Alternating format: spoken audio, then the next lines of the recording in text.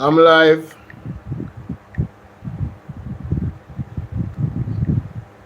Welcome everybody. Welcome, welcome, welcome. Blessings, blessings, blessings. Bless up, bless up, bless up. Hope everybody's doing well.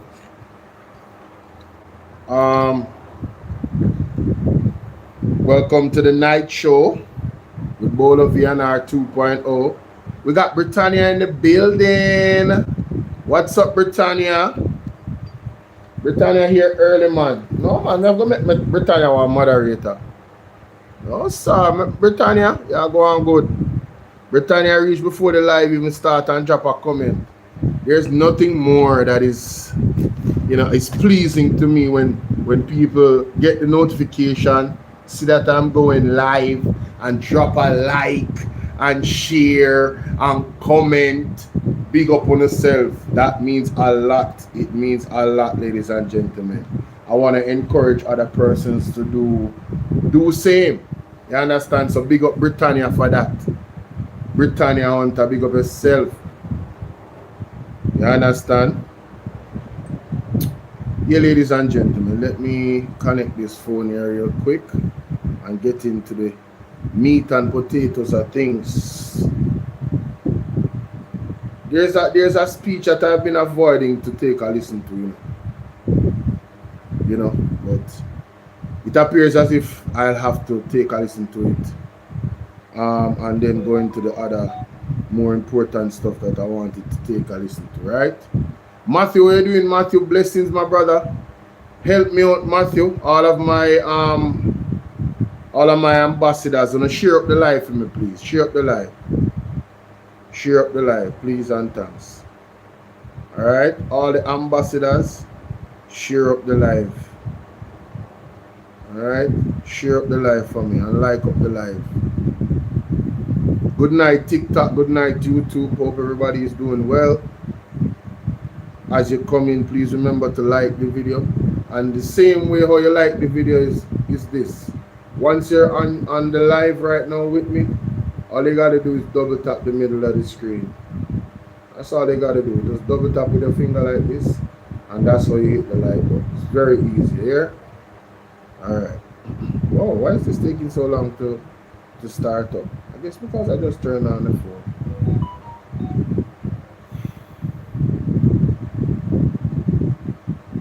Wait, do I have my Bluetooth on any of these? If I do, it's gonna be a problem. Oh yeah, I do.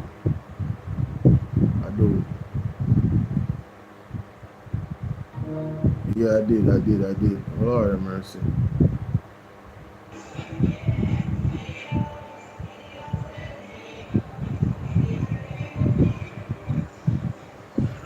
Sorry about that, guys. Sorry about that. Alright, so Andrew. Yes, Andrew Willis. I want to put up in speech them on him TikTok.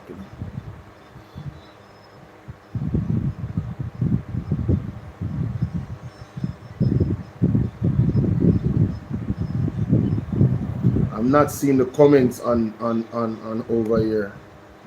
What is this? What is going on?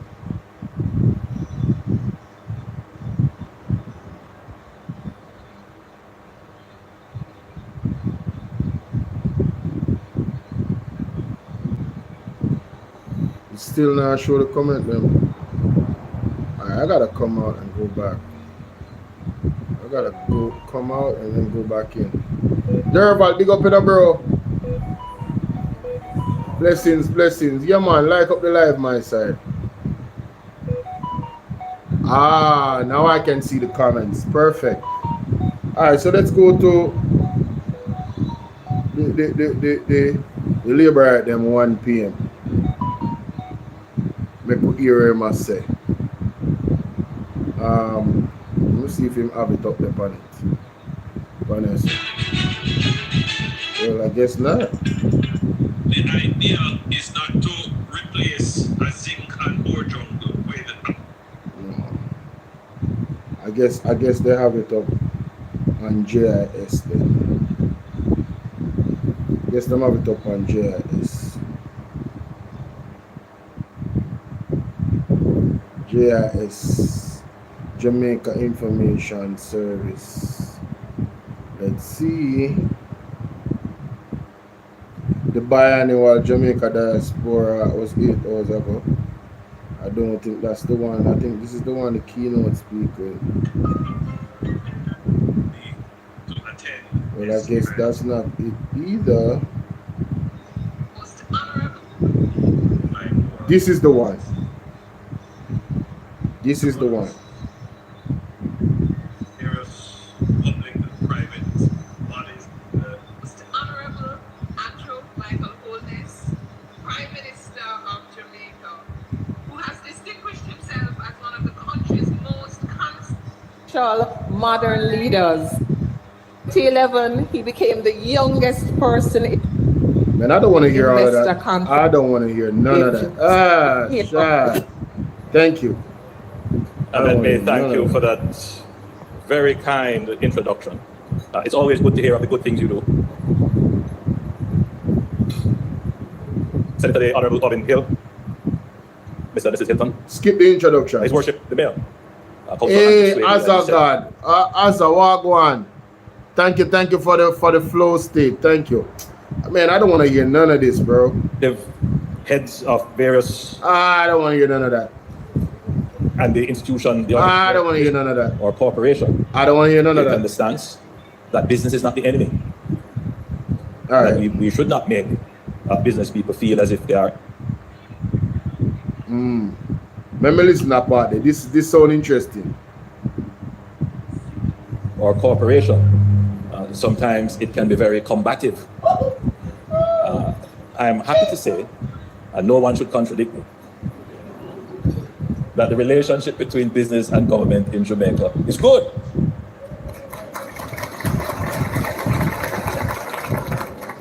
It is one of great cooperation. I certainly have taken the stance that business is not the enemy. That we should not make business people feel as if they are exploiters. That we must support. We must not make them feel. Man, I don't give a damn how they feel. What are they doing? I don't care how they feel. We're not trying to save nobody's feelings. What are their actions doing? Who cares how they feel? Man, man. Bro. Our business people, we must promote entrepreneurism. We must celebrate people who make profit, and we must celebrate people who make profit and give back even more. We must see businesses as integral to the growth of our country. The greatest mistake is to believe that government can grow the economy. Government can't grow the economy. The economy is grown by businesses. Brother, the economy is grown by giving the regular citizens them opportunity. So they can actually start their own business and be independent. Oh, I don't want to hear that. Of income and wealth in the country. If we are to cross the threshold to become a developed country, to become a growing country, we must dispense with that view. The core of the Jamaican culture is competition. That is the core of any business economy. We have that natural core in our people. And what we must do is to prepare the track very well, get out of the way, set the rules, and train the runners. As we do for athletics, let us do it for business. So that was not in my script. Just sharing with you some thoughts. So the last few months has not been an easy road. Real GDP fell by 7.1% in the December quarter, the sharpest contraction in years. And this has been driven of. What you say a while ago? Leave 1 p.m. make him whop them one by one. Yo, yo, one birch, you nearly get black a while ago. Yo, one birch nearly get black a while ago. Hurricane Melissa. And yo, when me see nobody on TikTok put 1 p.m. in that comment section, me triggered. Yo, you're lucky to me read your message. costs are going up. Again, driven by increased energy costs. I swear I nearly get black. Energy costs have gone up by some 60%. since the Middle East I conflict. keep it real with you, bro. You nearly get black a while ago. I Grain swear. prices are up, shipping costs are elevated, Oh. and these are conditions that businesses would have had to navigate from last year to now. Bear in mind that after the COVID pandemic, we faced a round of sustained increases due to supply chain People don't mind. disruption. Just skip through them things. So it has not been an easy time. Me not go listen to all of this. I want to know. Me not The listen to all of fact this. that you are still here, and by the way, this is the largest turnout in this room I've seen in a long time. You're looking good. And the fact that we're still here, still investing, still employing, still improving, is a testament to your own resilience and commitment to Jamaica. And I want to commend you. Despite all the challenges, there is also good news. There is a lot to be proud of. Unemployment remains at record low. Inflation is back within the BOJ's target band. Our international reserves stand at US $6.5 billion, a record high.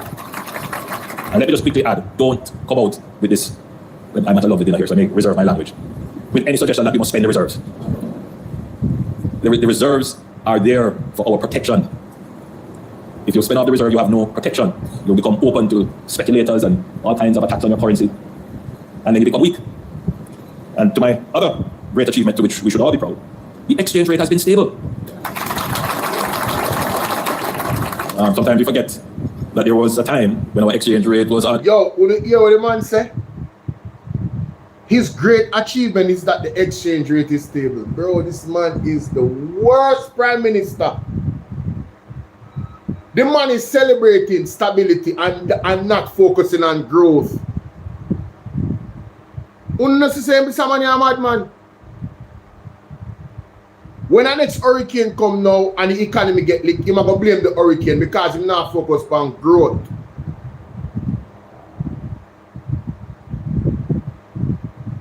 Hey, I choose still in one. One birch, but not doing that real thing. It's unstable. Oh my God. And it has been stable now, going through all kinds of crises. Why? Because we have $6.5 billion reserve.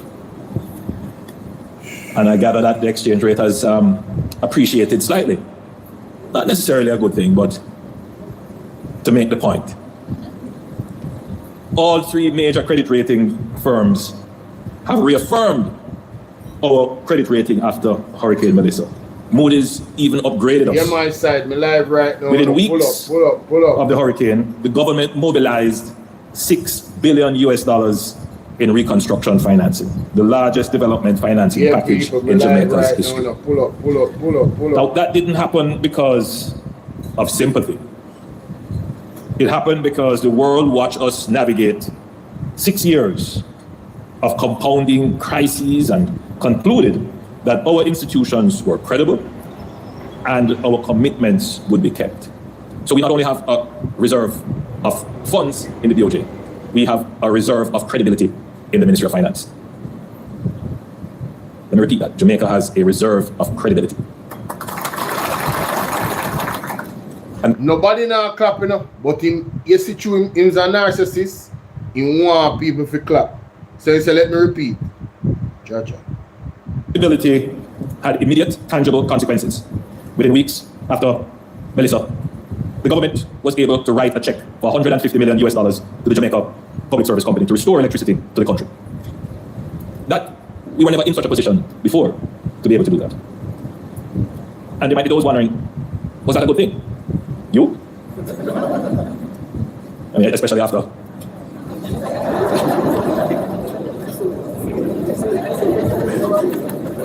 But we were able to write the check to restore electricity. For a family sitting in darkness, for a farmer watching a season slip by, for a small business that could not open its doors. Especially after the blackout, you know. So everything is a joke. Sherry Jam, good night. Reconstruction spending, it is not just repair, it is the single large. Oh my God, I don't know. I have to get through this quickly as possible. Was unstable. And it has been stable now, going through all kinds of crises.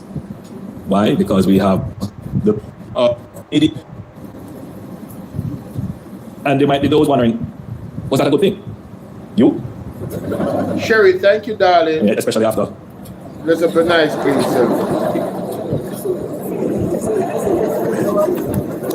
But we were able to write the check to restore electricity.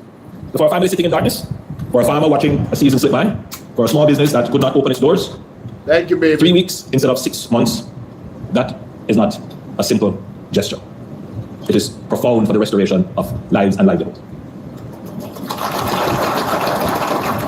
And we were able to do this because the country had credibility. Agricultural output has rebounded faster than projected. The Bank of Jamaica's initial outlook for economic recovery from Melissa was 3 to 4 years. It has revised that now to 2 to 3 years. We have also made historic improvements, as was said earlier, in public safety. After 42% reduction in 2025, murders are now down a further 22.5% year to date. And this is not a flash in the pan. This is a sustained downward trajectory. Hey, I just hope that you guys are educated enough. How you doing, Monica? What's up, my darling? Good. I'm going a long time to see the Monica. What you going with? But seriously, guys, we don't have to don't be a dunce. Not because you're poor, don't make these things that Andrew Wallace has said. If you never talk about unemployment, please, don't pay unemployment no mind. There's hundreds of thousands of people that they don't consider a part of the calculation for unemployment, that don't have no job. You understand what I'm saying? If you're not seeking a job, you're not considered to be unemployed. You're just in a void. Them left one space for them. There's a void of people, hundreds and thousands of them in Jamaica, that don't have a job. And because they're not seeking one, they don't consider them unemployed, which is a faulty definition of employment. They have changed the definition of employment globally, and so it show you up. The next thing now, the crime rate. Jamaica, the police them are going bad. Them are drop bodies left, right, and center. The crime rate is not credible. The crime rate is not credible. Alright? You just sit back and watch Andrew with the both of them. Why? I want to know if people them beat against slavery right there. Hey, me say every day, me see on the internet, the people are whipping labor right there. In the Jamaican enterprise. Beat against them, brother. So even after a sustained series of exogenous shocks over the last 6 months or 6 years, the macroeconomic foundation of Jamaica remains intact. The security environment is always improved. Talks about the macroeconomic because that have to do with the big boys. He doesn't talk about the microeconomic factors. Me and you, the regular citizens, them. You understand? We basically live hand to mouth. You see me? I'm not talking about that. At pace, and you know the truth is that few would have predicted 10 years ago that we would be able to stand here today and say that murders are below 700. If you were to... Brother, check back your murder rate. Unu carry go skyrocket it, and now unu take some recommendations on the People's National Party, and certain things are work, but other things now work because unu analyze innocent people. Unu intelligence off, and that's a fact. Just think about it. 10 years ago, would you say that 10 years? What advertisement? Come on now. How would they do? Shut off, Andrew? Oh, thank God. Oh, bankruptcy. As a manager and entrepreneur, you have to pivot. You have to look, how do you repurpose? What's the next big thing that I could invest in? How do I repurpose and reposition capital? The same challenge you face as businesses coming out of a disaster. It's the same challenge that the government faces. So, this is where the National Reconstruction and Resilience Authority becomes central. After a major shock, the temptation is to pack. Yo, everywhere the man go, the man try to push Nara.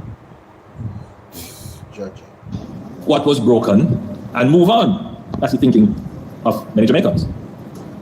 So just fix what is broken and move on. Jamaica has done too much of this over many years. A road washes away, we repair the road. A bridge fails, we replace the bridge. Water system breaks, we just simply restore service.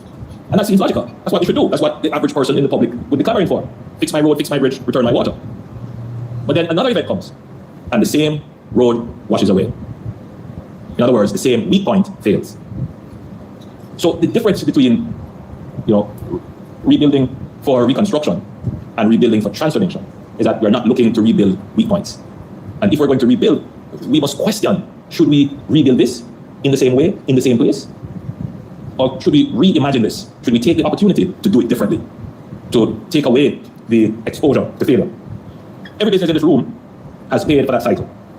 In Jamaica, I just want to establish that he's not saying anything transformational. He's not saying nothing. Over time, technology improves. The way how you do things and construct things improve. He's not saying, he act like this man is behaving like he came up with something. He's not saying nothing, bro. That's what every country does.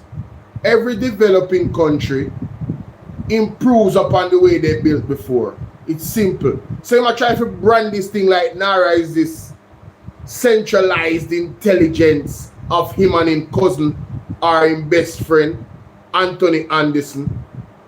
And you're gonna get all this transformational development from Nara. Man, cut the malarkey. Let's see how the bridge hold up when they have something there the other day. I hope it holds up. Cause knowing them and for them choppings. 2-3 years down the line you see bridge have problem. We now wish for that happen, but we can't trust these people. Them track record no good. I see them so them build road and talk about carpet and you're gonna lay the pipes them under there so the water doesn't affect the road. 2 minutes later the road mash up.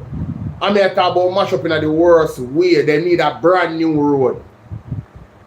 So this idea that they have this intelligence in the engineering where developing the country is concerned. Look on the Edmund Bridge house them when show off boat and say this when I compare it to Operation Pride.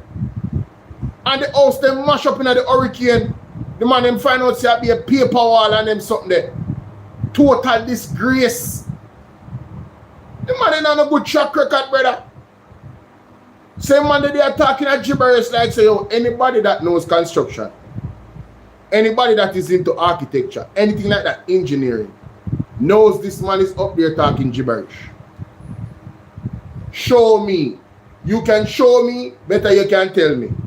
Demonstrate.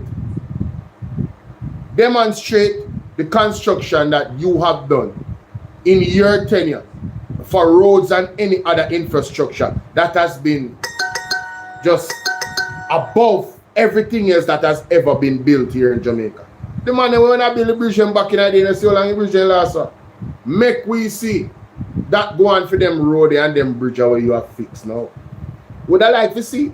Good night, Alethea. How you doing, my darling? Would like to see it. Cookie, what's up? Blessings. Inventory, missed delivery deadlines, suppliers that couldn't perform, customers that couldn't be reached. Infrastructure weakness is not a government problem. It is a cost of business that falls on you. So the need to not just build for recovery, but build for resurgence, build for stronger, better. It is a public good, but it is critically important for business. So what about fixing the people in a Westmoreland and these places in the same way? No container modular homes they give them. Is that building back resilience? Or would they be susceptible to these massive hurricanes? Just saying. So NARA is meant to break that cycle for good. Its mandate is not restoration. I want to just say that clearly. The mandate of NARA is not restoration. The mandate of NARA is not restoration, but it's a response to Hurricane Melissa. Then what do the people that are victims of Hurricane Melissa need? No restoration.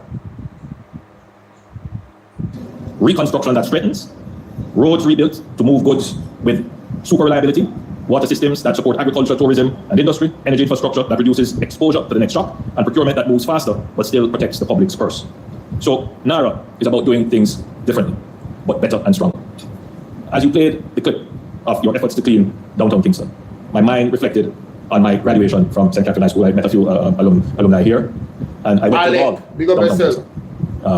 At that time, there was a hotel down there, not the Rock, the one before the Rock. Walk on. Ocean. It's such a long time ago. I was about to die. In fact, we could imagine this. We slept on the grass, yeah, and then took the bus and went home in the morning. That's how safe it was. But it hasn't changed in over 40 years. In fact, it looks worse. I think it behooves all of us here to recognize that there has been considerable disinvestment in the infrastructure of our capital city. But brother, your government now spend the capital budget. You not underspend the capital budget. We're supposed to fix all of these things. But yet still you complain about them not being fixed. And now NARA go fix it. Brother, I'm going to tell you something. Stop take people for idiot. And the people them gonna need to stop make Andrew take on for idiot. They are the problem, it's not procurement. And them are the problem. Them. The infrastructure generally. Wagwan Raymond. And so while I applaud the attempt, it is merely a patch. There's so much more to do for downtown Kingston. The infrastructure there is in need of significant intervention. From the sewage, to the roads, to the sick buildings. It needs a massive plan. We are standing in our way. The level of... Brother, you did it for 10 years and you're standing in your own way. I'm glad you know say you are the problem. I'm glad you know say you are the problem, Andrew. I hope you watch. I'm glad you know say you are the problem. You know? Mighty God. Economic and social mobilization that is required. It is not now only a matter of how it will be financed. The question is, do we have the administrative and organizational capability to do it with speed? Can our bureaucracy that we have built, can it manage transformation? Brother, look on PJ Patterson era. Look how much things PJ Patterson do in transforming Jamaica through policy, infrastructure, Bilumot School, at the same procurement when I go on. Why you can't get it done? Why you can't get it? Are you are the problem? That is now the new struggle. Can we get things done quickly, at pace and at scale? And that is why we needed to have created NARA, because the current bureaucracy simply could not take on the transformation that will be required in the recovery from Hurricane Melissa. The current bureaucracy has never spent $6 billion in any capital program. Think about it. Brother, your government has underspent the capital budget for years now. You are the problem. It's not nobody else. I'm going to continue to remind you of that. And that is why we had to create literally a new framework to manage it. So, speed matters, so does discipline. Jamaica has no shortage of plans. What we need now is execution at a higher standard and a faster pace. The private sector is not a spectator in this. We need contractors who can deliver quality work on time. We need engineers, architects, quantity surveyors, project managers, manufacturers, financiers, insurers. We are the insurers in the room here. Pay up.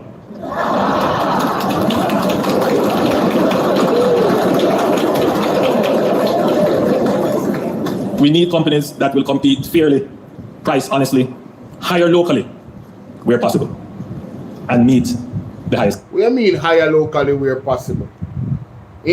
Where is the STEM school, Andrew? What is STEM school there? You have all of this talk about development, but you haven't thought about building up the workforce. Money Ben, what's up? You haven't talked about building up the workforce. Look from when you promised the people in STEM school from 2019. A procurement cost that too. When look how long I'm going to get money from China. Where the STEM school there? And when you see some video go viral, I notice that when you put out statement some months after. Because everybody start talking about the STEM school, you know. My video on TikTok go viral about that STEM school there. Hundreds of thousands of views. Everybody I repost. I said, but hold on.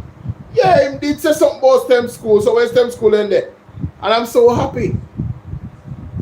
Because when I heard about the STEM school, I said, man, this is a good idea. Why you don't have STEM type of technology going on in Jamaica? Right? STEM education, science, technology, engineering and math. And then he moved from STEM to STEAM. Can you put arts night? Ivan, what's up? Performative Andrew is more concerned about looking like he's doing than actually doing. Thank you. Thank you. And he don't care about doing for the people of Jamaica and Ivan. He doesn't. He only cares about the big boys. If you listen to him speak so far, it's all about the business people. It's about macroeconomics. It's not about the people, the grassroots people. Don't care about that. His government does not care about that. They listen, grassroots people is not a priority for the Jamaica Labour Party. If you're not already wealthy, listen, a shark, you have to be a shark in the water and a whale.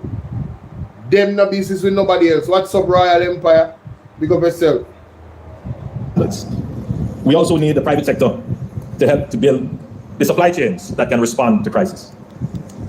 You know, I commend the private sector for coming together immediately in the aftermath of the hurricane. You mentioned that group that met to... So Andrew, why you never listen to Mark Golding when Mark Golding tell us, forget everybody together after the hurricane? No, you commend them to come together. Why you never say, let us all sit at the table and work out how we're going to do this to bring back the country back on its feet, especially the people that is on the ground. T family, where you deal with? TM family, big up. Why you never do that? About your distribution and the logistics and to cooperate with government. Indeed, I had a delegation of some private sector people who came to me to say, how can we help? Because the government's response, I think they felt it was a little bit shaky, like it wasn't delivering at the speed and at the level that they had expected. And so I do admire the Jamaican private sector. They're always willing to come and give support, and they're very organized. And I commend the Jamaican private sector because you got your distribution networks up and running very quickly. In fact, that is what... Andrew, so why you couldn't get your distributions up and running very quickly? They were moving faster than you. Why you couldn't do it as a government? You should be ashamed of yourself, you know. You're here admitting that you were a failure. And these same people that Mark Golding told you to let us carry them to the table and get this thing done quickly. You know, say Mark Golding did right, Jamaica? Do you guys all see that Mark Golding was right? The suggestions that he gave was sound. A real good leader. A leader that was designed for such a time as this when Jamaica is in crisis and needs to rebuild. Mark Jefferson Golding. Meanwhile, Andrew Jones is there. Well, you know, I needed to establish NARA first before I could do anything. All of a sudden, NARA is the answer for all the problems in Jamaica. Bullshit.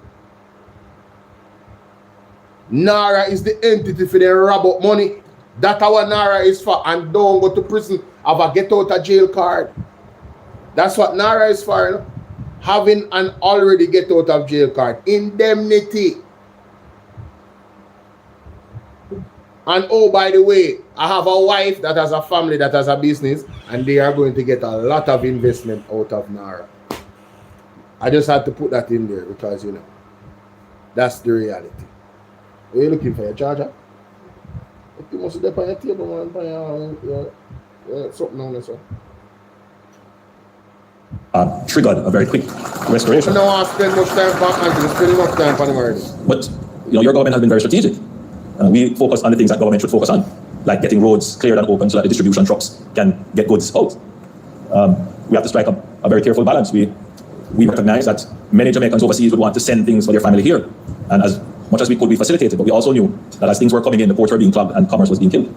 So we had to strike that balance to ensure that after the philanthropic interests dried up, our distribution businesses were still alive to be able to continue business. So during the management of the hurricane disaster, we had to take some very strategic decisions that balanced interests.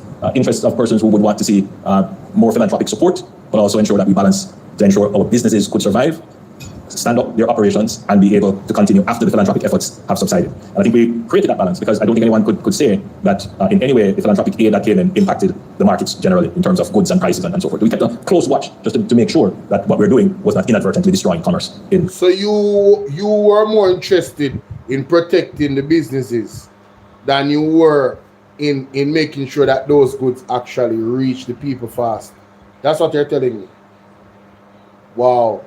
You're always looking out for the big guy, Andrew, but never the small guy. Mighty God. What was required is to get all those aid to the people as fast as possible, because guess what?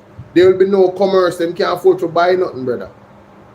Them no back on them feet. Them not have no job. Look how much people lost their job from the hotel. That's the reality, right? And it's not just the hotel. People lost their livelihood because they work from home and now they don't have a home.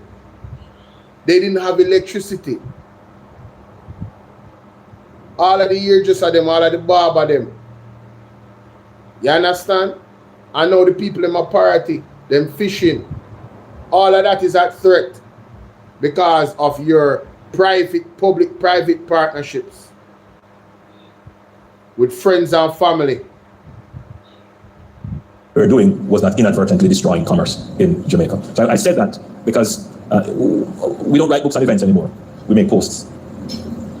300 words don't capture the fundamentals and profundity of challenges. So at every little occasion, I drop in a snippet of some of the things that government has to do that people don't consider. So that was one of them, to make sure that businesses were able to function and not be destroyed, in a sense, by activities that would flood markets and destroy supply chains. So reconstruction spending, it is not just repair. It is the single largest economic intervention that Jamaica will make in a generation. I want to say that again. The reconstruction spending that will come in NARA, it won't be just any ordinary capital expenditure. It will be the single largest economic intervention that will be made in a generation, possibly in the 200 and odd years of the Jamaica Chamber of Commerce. It will be the largest intervention. The possibility is that we could increase our GDP by more than 20% as a result. Every dollar spent on rebuilding this country is an opportunity to do more than restore what existed before. We're not rebuilding the old Jamaica. We're building the foundation of a new Jamaica, more competitive, more resilient, less exposed to the next shock. That means roads built not just to carry today's traffic, but to open new corridors for commerce, logistics, and housing. Water systems designed not just for current demand, but to meet agricultural expansion and expansion in tourism. Energy infrastructure that reduces our dependence on imported fuels and locks in lower costs for households and businesses for decades to come. This is a big challenge, the challenge of energy. JPS is here. We are going through negotiations now. The intention is to lock in with a license certain changes that will see tangible reductions in electricity and energy costs for households and businesses. Jamaica's energy costs are prohibitive, and we have to tackle it. We must make substantial improvements in it, but we cannot place all our hopes for reduction on a renegotiated license. We must now explore in meaningful ways the large-scale deployment of alternative energy sources, and we must prepare ourselves to be able to deploy nuclear technology, because nuclear technology is becoming the de facto clean energy resource. So we have to put ourselves in that position, and it's not going to be long. It's going to be a decade or so, but to be able to deploy that, you have to prepare from now. So we are looking at the energy sector in real ways to make real changes. But we also need stronger firms. We need stronger contracting firms. I think we're going to comment on that because we went over that already on previous lives. Ladies and gentlemen, let me just say, Andrew Onis, he promised the people this already about these energy making your light bill low and all of that. He promised all of that 10 years ago. As a matter of fact, 11 years ago, 2015, when he was campaigning. But now, it's 2026, and he's telling me about 10 years down the line now with nuclear. Looking at his track record, this man cannot be trusted. That's all I'm saying. Stronger contracting firms. Firms that are investing in themselves. Firms that are hiring the engineers and the architects and the project managers to be able to deliver the large projects that will come under NARA. But since I have this room, NARA is not only about government expenditure. There may be in this room companies that have projects that they want to have executed. NARA is that platform. We have stated that if you have a project, 50 million US or above, and it fits within the reconstruction and resilience it is in alignment with any of the other projects that the government is doing, come to us, utilize the NARA platform for approvals and processing and potential also for financing, and let us crowd in the private investment with the public investment. In other words, the $6 billion that the government is hoping to deploy could easily be multiplied by several factors over if the private sector is fully mobilized for this effort. So I'm using this opportunity to plant the seed in your minds, to start to think about all those projects that you have developed, but you have put in 513. Now maybe the time to pull them, dust them off, revisit them, and see whether or not they can be crowded into the NARA investment train line. So that brings me to my closing of the presentation. You've been such a lovely audience as I rambled on. Productivity. So we have dealt with violence, fiscal discipline, resilience building, and now we're building resurgence. But the elephant is in the room, which we don't speak of, is that of Jamaica's productivity. We are the third lowest in terms of regional productivity. Many issues wrapped up in that, but I would just like to say that productivity is the heart of growth.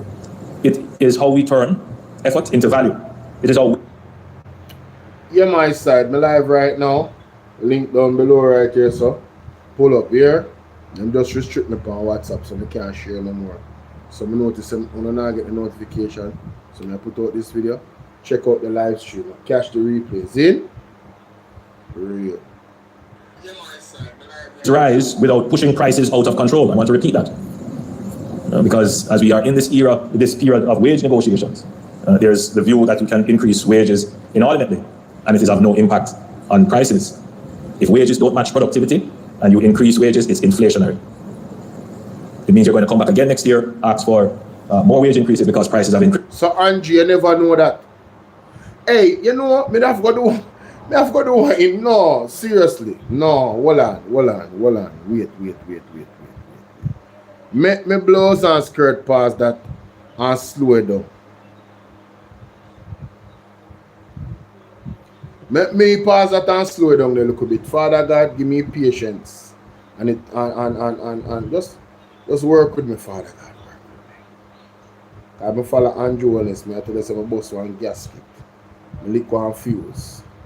Yo, me not think me hear me just hear what Andrew say, but me listen again.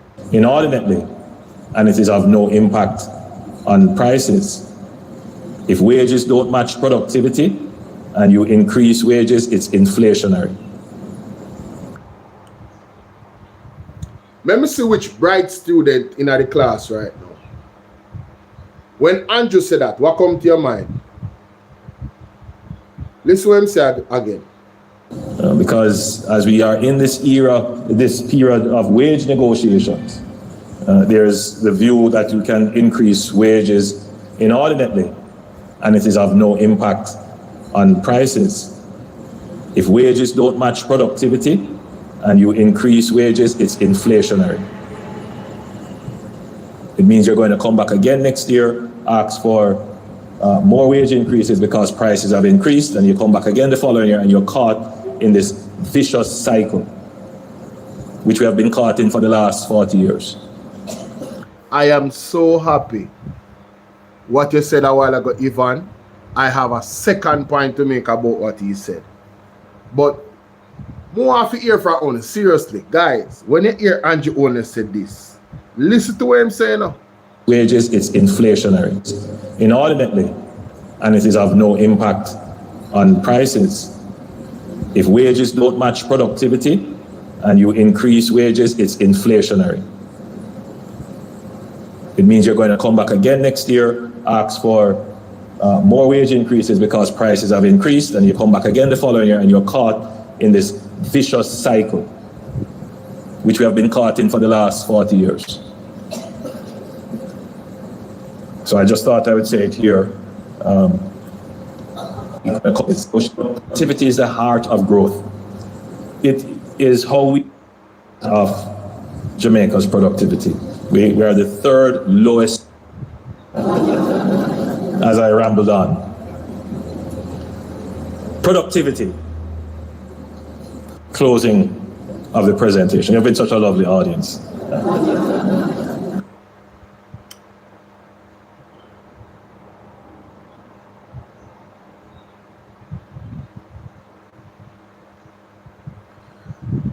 All right, ladies and gentlemen, listen to the Prime Minister. Rambled on. Productivity. So we have dealt with violence, fiscal discipline, resilience building, and now we're building resurgence. But the elephant is in the room, which we don't speak of, is that of Jamaica's productivity. We are the third lowest in terms of regional productivity. Many issues wrapped up in that, but I would just like to say that productivity is the heart of growth. It is how we turn effort into value. It is how wages rise without pushing prices out of control. I want to repeat that. Because as we are in this era, this period of wage negotiations, there's the view that you can increase wages inordinately, and it is of no impact on prices. If wages don't match productivity and you increase wages, it's inflationary. It means you're going to come back again next year, ask for more wage increases because prices have increased, and you come back again the following year and you're caught in this vicious cycle, which we have been caught in for the last 40 years. Now, ladies and gentlemen, Andrew Owners asks you one question. When you know if you pay the people more money, you find excuse. But when you know if you pay on yourself, you never know say phone raising a play going to affect inflation. You never know say it going to affect the economy. When you not get the most money out of everybody. But where's the politicians' productivity?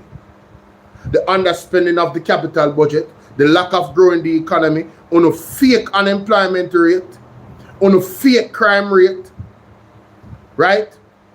On a doubling of the import bill, no productivity in agriculture. What is the marker of performance that you guys have done as politicians that gave you, make you feel say you deserve the extra money you want to give yourself?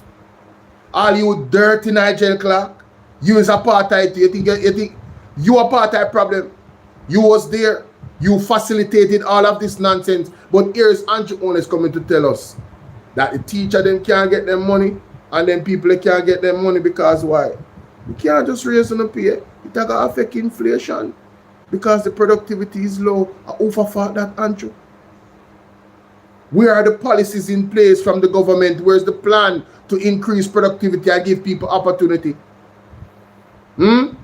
Now we have the parity situation. That now going to reduce productivity more when the people them not produce and not earn for themselves. Freedom where you deal with. Big up yourself thanks to the gold coin. In Carlene, can you imagine? It come to me like, hold on. Productivity, inflation, then why want to give for yourself them the money there?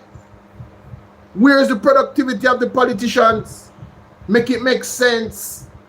What have they done to deserve that money? Our light bills are through the roof.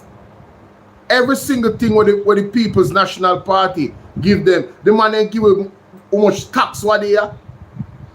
High, more tax per week, and pressure will right after the storm. What them brain, what ideas have they come up with that them deserve to get them the money they where them get? Donna Bell, big up yourself, mama. How you doing? What's up, my baby? Good to see you over on YouTube. Paris, back up, big up. What have they done?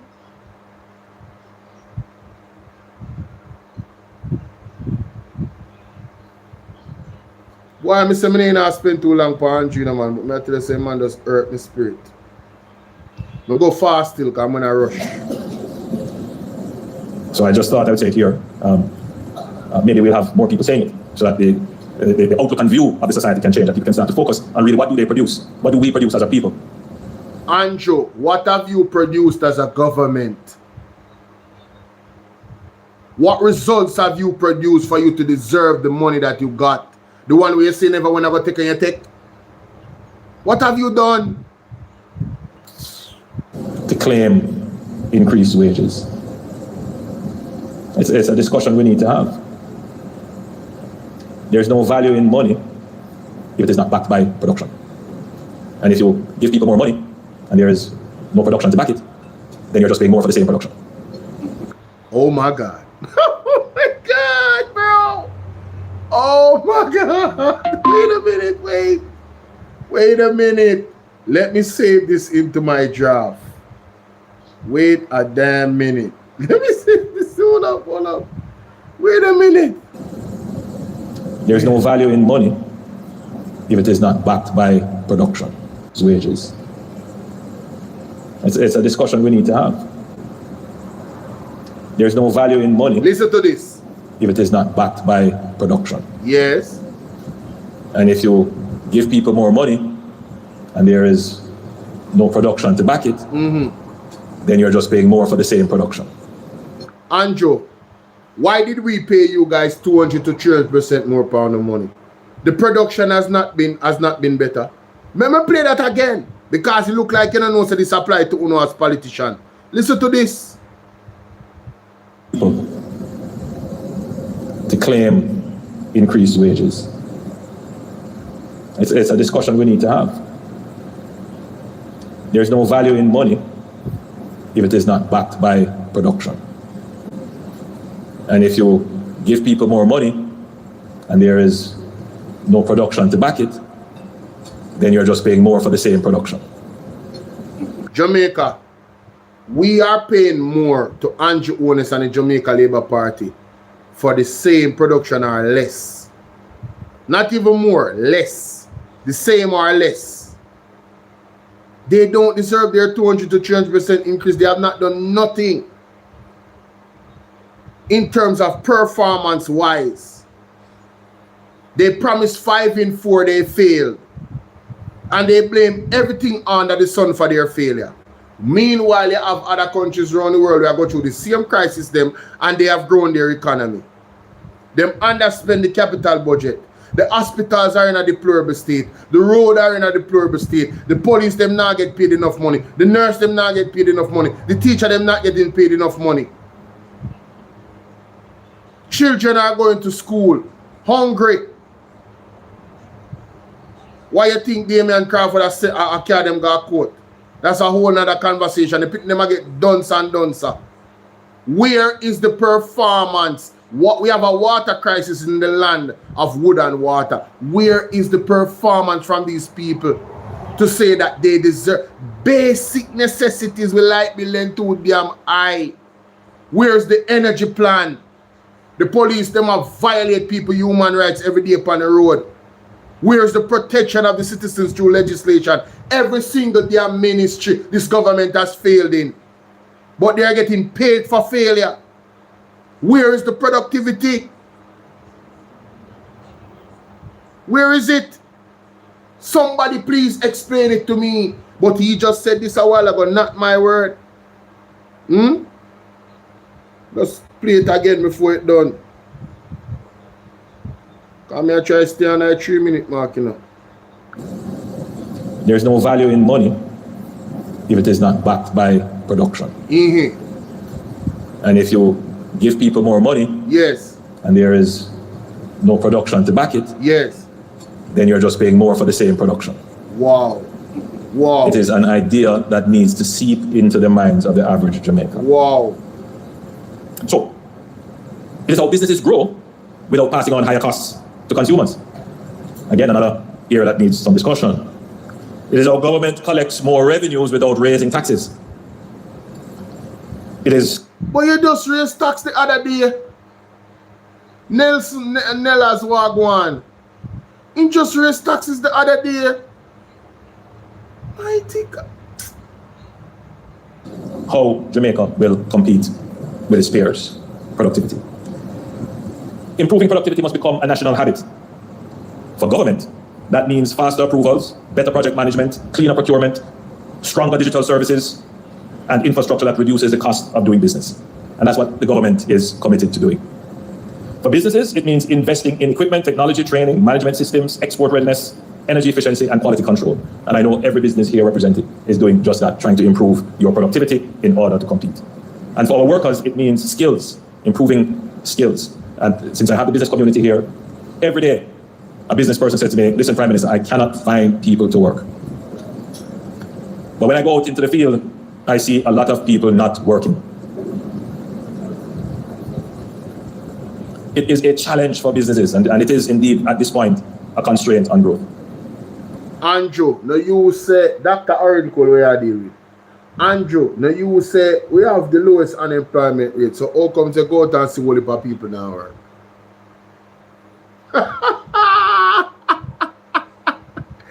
Hey, me telling you, say them unemployment rate argument are rubbish, you know. Just dash that way in a garbage pan, you know. Because the way them calculate unemployment no make no sense, you know. It makes no sense, Jamaica. No sense whatsoever. The question is, how do we attract the people who have decided to withhold their labor? How do we attract them into the labor market? It is a national conversation that must be had. But as our country grows and our economy grows... So, hombre, you not have that the conversation they yet after 9 years and 10 years. Hey, me say me grieve to man. Mighty God. And we approach full employment, which we are almost at full employment. We are going to have a new labor policy and a new policy on work because the current situation is indeed constraining on your output and your efficiency. But it also means that the Chamber of Commerce needs to join the conversation, needs to become stronger advocates. And you can't just leave it up to myself and Tony. Because I'm going to say one thing, and anything I say, Tony going to say the opposite. So we need to hear the voice of the business community to not just advocate for your position, but to have a conversation with your employees and your customers, to speak generally so that the entire Jamaica can understand where we are today. It is totally different from the 70s. Where we are today, Jamaica could become Dubai or Singapore, where if our economy grows... Andrew, you have sense? Me really genuinely ask if that brother have sense. Brother, take Dubai and Singapore out of your mouth, brother. Do you know what kind of innovative, transformational things are done in Dubai to make Dubai Dubai? Remember say a sun, you know? Remember say a sun that, remember say a desert in Jamaica. You don't see water flow in Dubai. But Jamaica, the land of food and water, can't find water in everybody's pipe. But him talk about Jamaica can turn Dubai under film government and film governance. And way more smoke, man. That must have got in the next 10,000 years. The man can't even... Yo, brother, the man is a con artist. The man is not a dreamer, bro. The man is a con artist. Which dreamer? I'm up to your homestead. Me say the man a con artist, brother. The man is no dreamer, bro. Because I know within himself, say, the way how them operate that even possible under film regime. You know what is Singapore? First of all, if him did there Singapore like what Andrew Stevens say, would I get locked up? Enough of them within a government right now, within a prison. And you know what they would I get? Would I get some lashes with some whip because of them corruption? You never know. Them place a serious punishment they get when they in a corruption in a them place there. You understand what I say? Jamaican people don't have sense to stop make them money a chicken, you know. In a real life I can talk about Dubai and Singapore, you know. All of this nonsense in my chat. Singapore Marathi. We might have to bring people in to keep the economy turning over. Yes, and can you imagine that Jamaica has reached that stage? It is how Cayman has grown, Antigua is growing. You know why? Because you are the failure. You, Andrew, and your government don't protect the citizens them. You have not made it lucrative for them to want to stay in Jamaica. Everybody wants to fly out and go work elsewhere. You have to ask yourself, ladies and gentlemen, why do people leave Jamaica and automatically the same people themselves lazily in Jamaica and they are not productive? As soon as they reach America, the most productive individuals them on the earth. Why is that? Have you guys ever asked yourself that question? And the answer is quite easy. Opportunity. Once people see what you ever hear them say, when they say the term they always use, Where they go? Somebody that strengthen labor, encouragement strengthen labor. This Jamaican government, yes, I agree with the origin graphics. As soon as his name was called on corruption, he should have stepped down. But he's not a person of integrity. So you know, it is what it is. But in Andrew head, he doesn't see himself as a criminal though. That's what you think. That's what you think. Remember, say you have your own conscience, you know, you have to face it, you know, from time to time, you know. Yes, why you think he was so upset in the debate with him and Mark Golin? Because Mark Golin taught the things them and in the have to looking at the mirror. When Mark Golin taught the things them in the debate last year, the leadership debate, him they have to face, him have to looking at him and him have to looking at him and in all of these other countries that have taken our labor to build their industries. Andrew Honest, the reason why nobody never thief the labor force in Jamaica. You have to know. Well, I never make one next video. Oh, what is man? No, TikTok active tonight. Me have to save them video. No.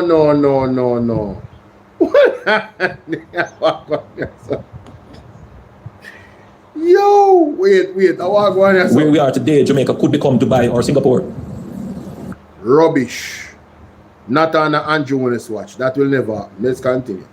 Where if our economy grows, we might have to bring people in to keep the economy turning over. Yes, and why you think the people them? You have to bring people in. You have to bring people in who are less fortunate than the people in Jamaica. Because as soon as them go America and Canada, they start to be productive. The same people them will not talk about. No. You are the problem and your government, yes. that Jamaica has reached that stage. It is how Cayman has grown, Antigua is growing, all of these other countries that have taken our labor. Bad man, the reason why them take the labor because them treat the people them better and pay them better. You're deaf. That is why they're getting more opportunities there. So you are the problem because you have a labor force that obviously is competent because they go to other countries and build those other countries because they're getting paid well and they can actually earn something to start their family, get a house at some point in their lifetime. But under your watch, because you're a failure, again I ask the question, why are you guys getting paid so much money when you're an absolute failure as a government? Where you can't even retain. And I want to ask the question because I heard this on Dre Bryan show. Is it true that you made a deal with Marco Rubio and Jonas to the point where they're not supposed to give out a lot of visas to the Jamaican people and the workforce because they want to force them to stay here? Is that true? I'm just asking a question. I would really like to know. I'm looking out for your answer because you know you answer us indirectly. Not true. I want to hear. Somebody tag Andrew. To build their industries. We mustn't see ourselves as closed, insulated, xenophobic, isolated. We have to see ourselves as a country where people want to come and live, and we must embrace them. Get the crime down. Andrew, nobody now want to come and live here, brother. The police, them abuse the city. It's not just getting crime down. The police, them abusing the citizens. You think the international community is not looking on, Andrew? Those things matter, Andrew. People want to come over here and not because they are from the United States. They want to see how you treat the locals. How you treat your own tells them a lot about you, Andrew, and your government. Clean up the streets, start the reinvestment. You won't have a hand to sell Jamaica. Yeah, but won't have hand to sell Jamaica. No one them say him change the definition of Jamaica. You want to sell Jamaica. That's it. And that doesn't involve the people them. Like the people in my party, that don't involve them. But you want to sell the island itself. The land. Sell Jamaica. Wow.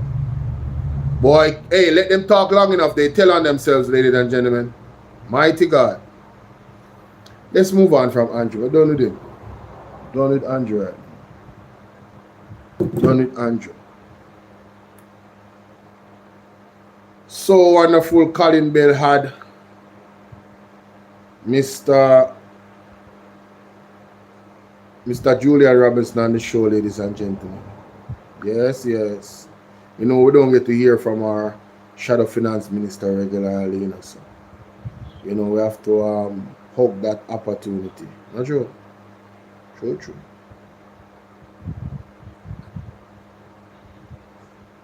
The technical issues bathroom. Yes. You know, it's coming like a plywood sheet. That's why they completely want to take that thing marble.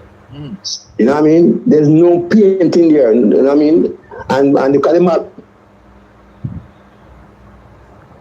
I've sorted those out now. You are the chair for the time this evening. We'll talk again.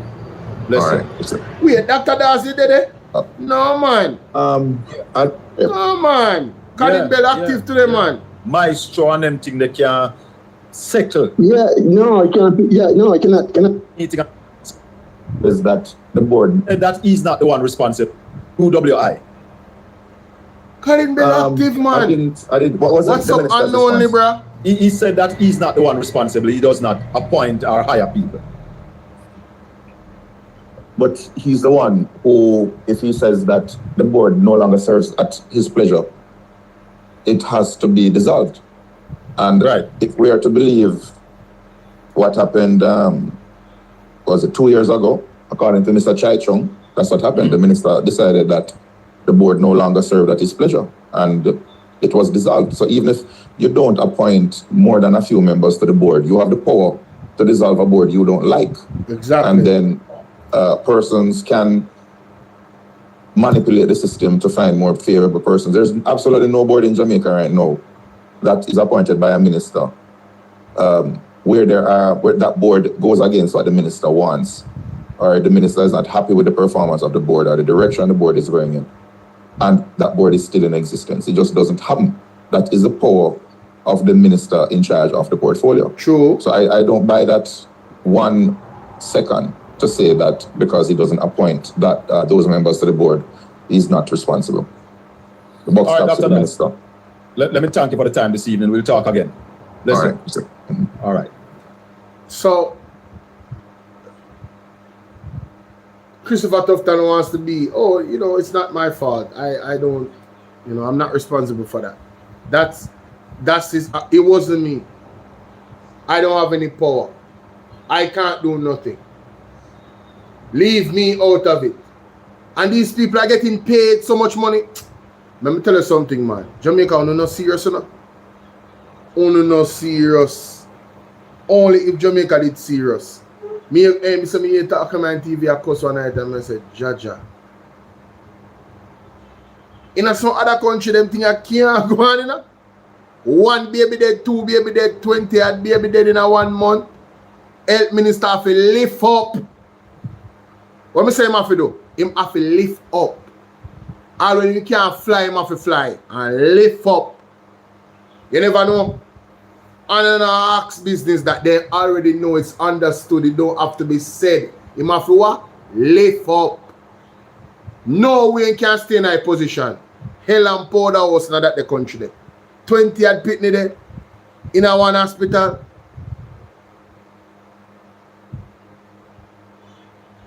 AC, no AC so people can't get critical surgery. Too much failure, man. Jamaica, we have some jellyback voter population. Yeah, we have some jellyback voter population, yeah. Yeah, I said it. Like and share the video. We not stand on business. Christopher Tufton and Jonas should have live for a long time. That may I tell you. Shadow Minister Julian Robinson. MP Robinson, good evening. Good evening. Good evening to you, Shakafi, man. Good evening to your listeners. Thanks for the time. We're having some little technical issues, but I think hopefully we have sorted those out now. You are the chairman of the PAC, and you basically conducted all those hearings, as we asked Dr. Das a while ago. What are your views on the minister's statement that he does not hire CEO and stuff like those? Well, he may be technically correct, but the reality is that if the minister is not happy with a decision made by the board, he has the authority to terminate the board. And if you listen to what the former chairman said, they went through a pretty exhaustive recruitment process. They recommended someone from abroad to take up the position. The board felt it needed an external person. Julian? Not someone. Yeah. What an evening.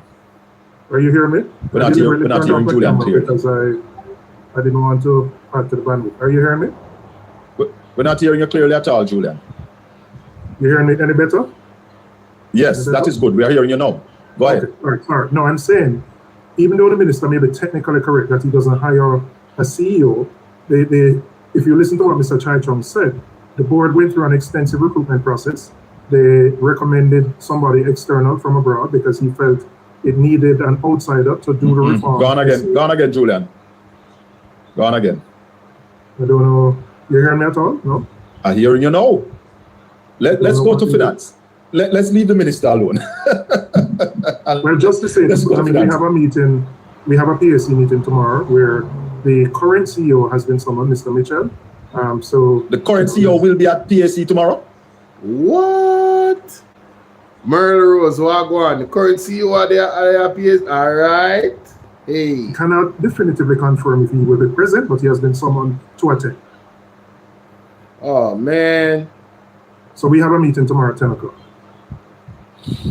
Whew. I don't know what is happening this evening. You're hearing me? Oh, you're all hearing him clearly? Well, if you're hearing him clearly, go ahead, Julian. No, I'm just saying that the current CEO has been summoned. We have a meeting at 10 tomorrow. I can't say at this point whether he will be present, but he has been summoned. The point I was making about, you asked about the minister's comment, read the CEO. The minister appoints the board. The board made a decision to recommend an outsider, overseas person to be the CEO. It is clear from what Mr. Chai Chung said that that decision didn't find favor with the minister. And, having made the appointment, the minister asked the board to resign, and the members did. So even if the minister doesn't directly determine who the CEO is, if he's clearly not in agreement with the direction of the board, right, then he can exercise his authority, which he did, of course, to ask the board to resign. And the board did, and a new board was appointed. And I think Alfred said it correctly. A board appointed by a minister is not going to survive if it takes decisions which the minister doesn't support. And in this case, based on what Mr. Chai Chung said, there wasn't support for the appointment of this person. But we continue, as I said, tomorrow. We have someone, the CEO. We should have some more documentation in relation to the recruitment of that external person. And so, we will continue to interrogate the issues tomorrow at 10 o'clock. I don't know if you're hearing me, Shaka Film. My screen seems to be freezing. I don't know if it's be a problem with Shaka now.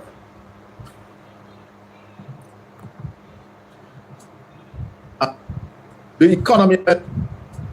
Shaka. Yeah, Julian, I was saying that since the war started in the Middle East, we have not heard any official statement from the government as it relates to the direction of the country. What's up, and the oil price has spiraled out of control. Well, today we see like there might be some semblance of returning to normalcy. Yeah. But the economy, as we understand it, is in a recession. What are your views on that? Yeah, we have had two quarters of negative growth. I mean, we would have expected certainly one, possibly two, depending on the impact of the hurricane. But the reality is that, what is needed to get us out of the growth, out of this slump, is not being done. You have to accelerate your capital spending. If you look at the report from the Independent Fiscal Commissioner, we were way behind in the last fiscal year in terms of spending the capital budget. We are likely to be in the same position this year. Jamaica, only hear that? So only hear when Anjonas ran off in mouth a while ago. In a previous speech, I talked about productivity and growth and the economy and all of this. Them are the problem. They are not spending the capital budget, and it's there to be spent. They are the failure. Now, I know when I make these comments, the government is going to say that is why we need an arrow to ensure that we can get rubbish. But the reality is that you need to improve the systems within government. I get in an echo there. I'm not sure what's happening. Continue. Yeah, so I'm saying to inject more life into the economy, we have to ensure that the capital budget is spent in a timely manner, and more importantly, in a transparent and accountable way, so that taxpayers can feel satisfied that their monies are being spent properly. And we have seen, certainly over the last 5 years, probably going further, that we have been unable to spend the capital budget. Now, you mentioned the impact of inflation. I heard a report that the May numbers, no surprise there, inflation is higher because the oil price impact has been hitting us. We have pretty much for the last 20 weeks or so, with the exception of 1 or 2 weeks, we have had a $4.50 increase in gas prices every week. That is obviously being passed on to consumers by businesses who are feeling the effects in the cost of electricity. And if you're feeling the impact in electricity, it is going to impact every good and service that is produced in the country. Now, it is imported inflation, and we have to watch and see what the BOJ does at the next quarterly meeting of the Monetary Policy Commission as to whether they hold rates or whether they increase rates. We don't know. Today we heard that a deal has been made, and that has moderated oil prices. Let's see if that deal holds, Yes. and we have some stability back in the market. But notwithstanding all of these things, there's more that has to be done to improve our competitiveness, improve our productivity, so that even when things stabilize, we can get some growth in the economy.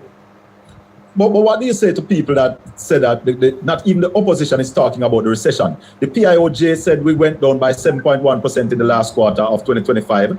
We are going down by 5.9% in the first quarter of 2026, and they are also predicting that 4% decline in 2020 in the second quarter of 2026. Why are we not hearing the opposition talking about this recession? I mean, what we have said, Shaka Fam, is not just to talk about it, but to outline the things that we have consistently been saying need to be done to transform the economy and to have growth, with or without the hurricane. Now, the argument may be these things arise because of the hurricane and the impact thereof. But we have been indicating for some time now, without these external shocks, a number of things that are required. The first one is the diversification in our energy sector away from our dependence on heavy fuel oil. I mean, this government has been, quite frankly, a failure at that diversification. What we left in 2016 is taking them 8 years to do our request for proposal. We may have new renewable energy coming on the grid, but that's 9 years, 10 years into a term. Now, that is one of the major impacts of that, something within the control of the government that hasn't been done. If we weren't so dependent on oil, we wouldn't be impacted by all these shocks, and we would be in a better position economically. Of course. And so, one, moving faster on diversification of energy sources. Secondly, fundamental reform in education. And we have emphasized again the need for investment at the basic and the primary school level so that children can leave primary school literate and numerate. We're hearing the calls from the private sector that they need to import labor. They need to import labor because there's a mismatch between the needs of employers and the workforce out there. And people can't find people to work when there are people out there in need of work. And our training agency has not been able to provide the workforce needs necessary for the workforce at hand. So how we deal with education is the second one. And I call it the 4 E's because these are things I spoke about in the budget debate and in our manifesto going forward. Yes. In terms of efficiency, we put forward programs to make it easier for micro and small and medium-sized enterprises to be brought into the formal sector. We propose a 3-year tax holiday, which would allow MSMEs to formalize without paying taxes, but this would give them opportunities to access funding, grow their business, because they can't do it when they are informal. We propose for the cultural and creative industries a $1 billion fund so that we could inject new economic life into industries that have long been the backbone of the country but have been very informal. So frankly, we've been talking about these things for some time. So it may sound, redundant out here talking about recession because all the prescriptions that we have advocated for are still relevant today, but they are not being pursued with the pace or the alacrity or the focus necessary for us to move out of negative economic growth. I agree, Jude. Yo, before Shaka said, I first listened to this, Jamaica, do you remember what one of the suggestions that the People's National Party gave to the government? Tax collection efficiency. A lot of these entities are avoiding tax in Jamaica under the government. Even Andrew Wallace was questioned about tax evasion in 2015, 2016 when he was running for office. You remember? Oh, my taxes are up to date, but we called and the taxes are not up to date. No, but I'm sure my taxes are up to date. No, sir, but we called and your taxes are not up to date. Look at the report for the IC. Companies that they said were nil, but they were loaning money to other companies that he had. What? A lot of red flags about taxes, ladies and gentlemen. lot of red flags about taxes. So, you know, that was a key thing. Tax efficiency, tax collection efficiency was a key thing. And that all that you have said is still relevant, but the government is operating as if nothing wrong and that the economy is doing well. When the economy is not doing well, we have the opinion that it is the opposition's responsibility to point out to the people of Jamaica that the economy is going downhill right now. And if you don't acknowledge the problem, then there won't be any effort to fix that problem. Simple. Agree, but we've been talking about these things, and I mean, I was at a divisional conference in Maypen yesterday. I spoke about it. I mean, I've done interviews about it, so it's not a case of not highlighting. Now, again, you can speak about it in one context, but the obvious question people are going to ask is, what will you do differently? And again, we have... Yeah, but to ask the opposition, what will we do differently less than a year after the general election is being hypocritical. The opposition can't do nothing about it right now. They never wanted the opposition to do anything about it. They would have voted us in government. So I have... That's it.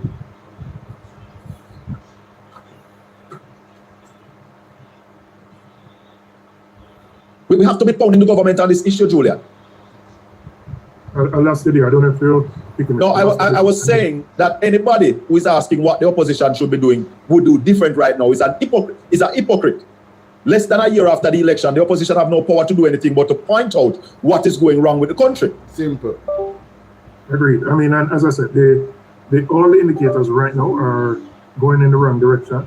But more importantly, or more worrisome, is that the things that we believe need to be addressed are not being addressed with the pace, the focus, and the alacrity necessary for us to bounce back quickly.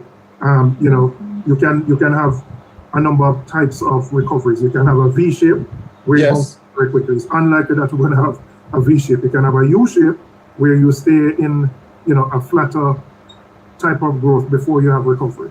Maybe we may have that, but the things that are necessarily are not being done to transform the economy in a meaningful way. And again, the government may say that's why you put a narrow to speed up things. What we would say, we're not opposed to narrow, we were opposed to how it was designed and the lack of accountability in its design.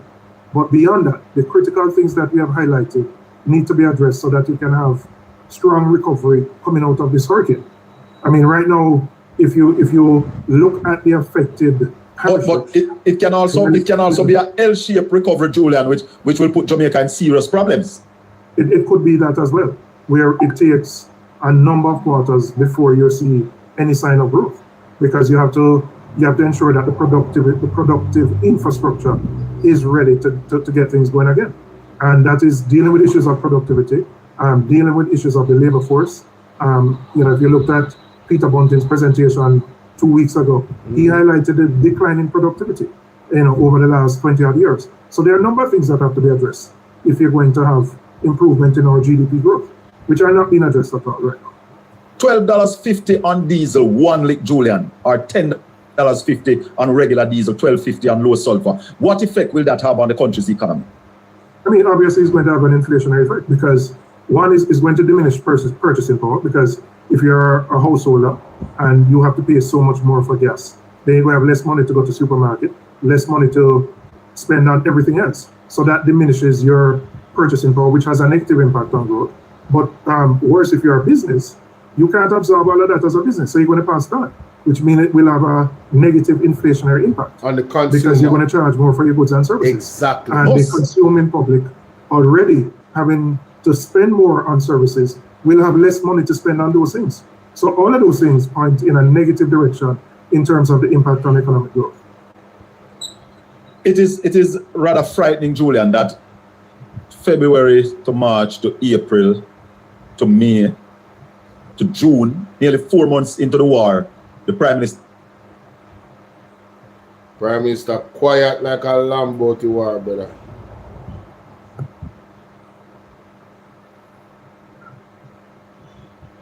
Technical difficulty again. This one I go on the show, man. Why the money when I go after Karim Bell show today?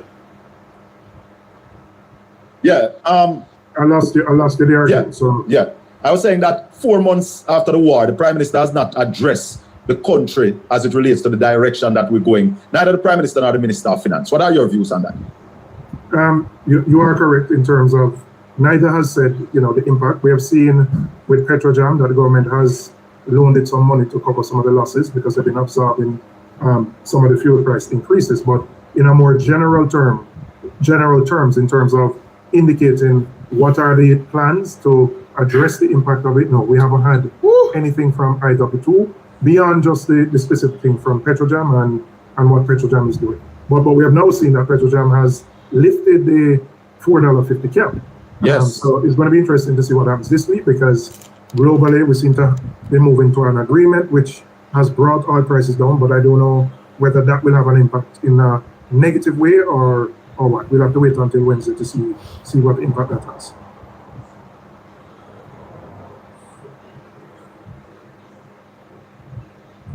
Oh. Again? Oh my God.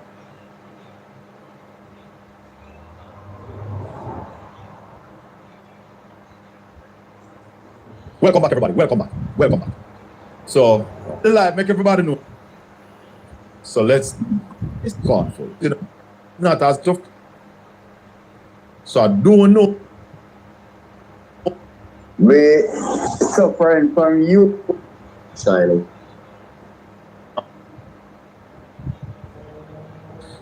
Programs I do already.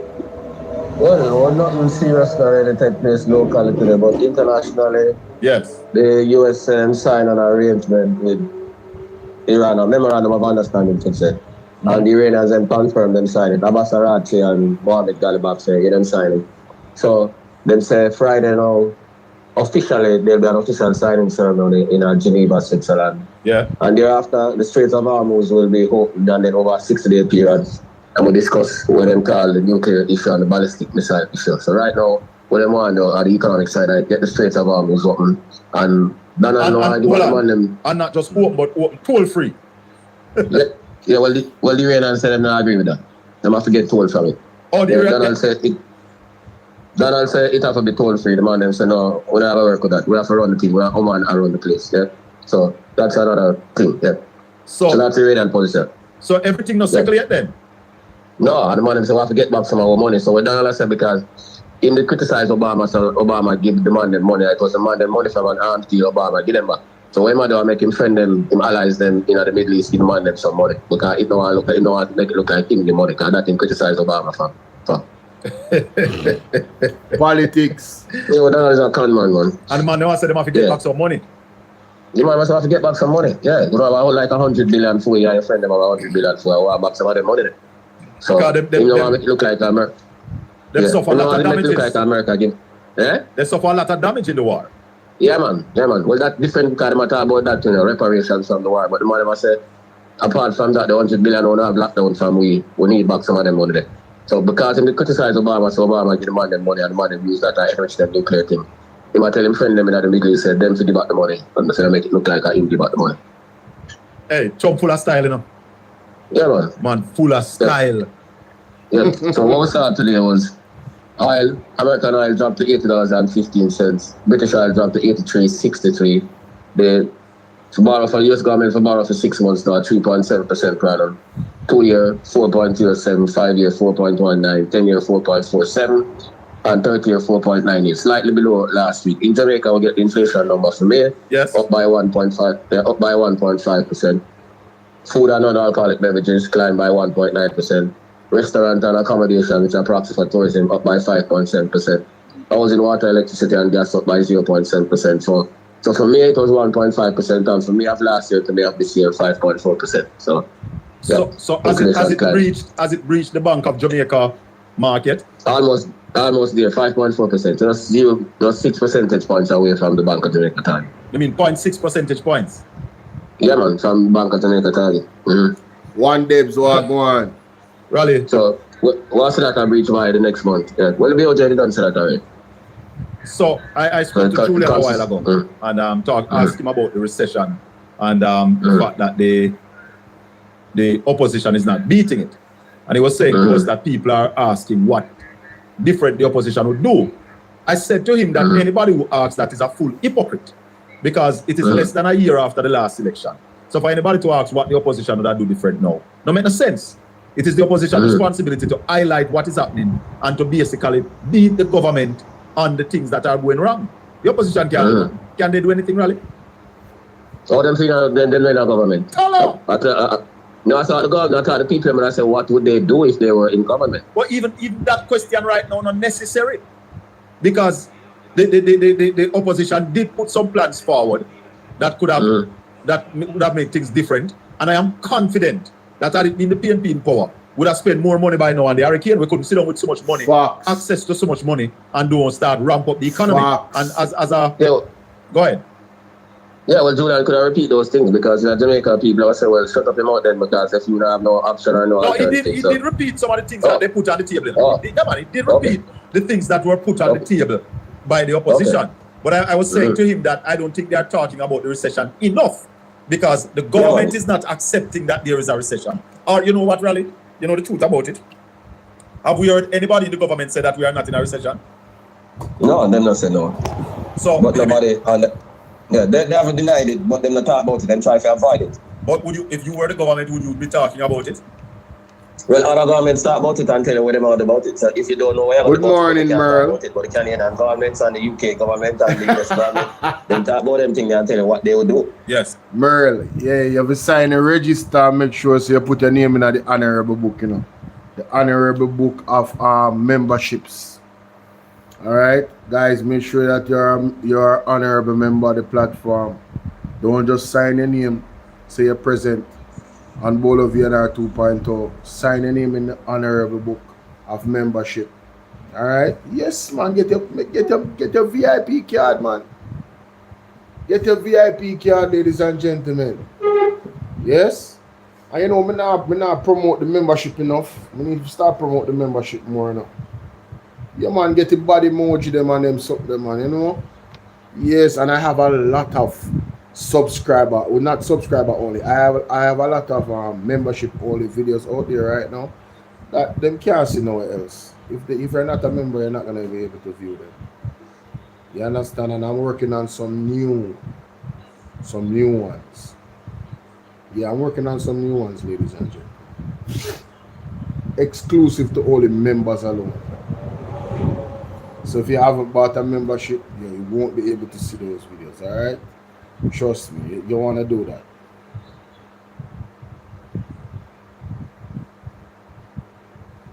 Tell you what they will do. Yes. Because they're responsible and they understand policy.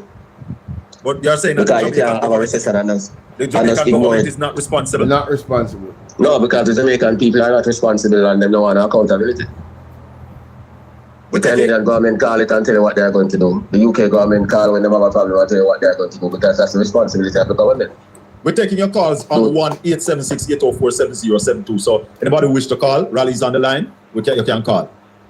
No. One of the good things that going to happen is that the credit unions now, which have 218 billion in assets, 173 billion in savings, 149 billion in loans, long overdue, they are now being allowed to participate in the real-time gross transfer system and the automated clearinghouse system.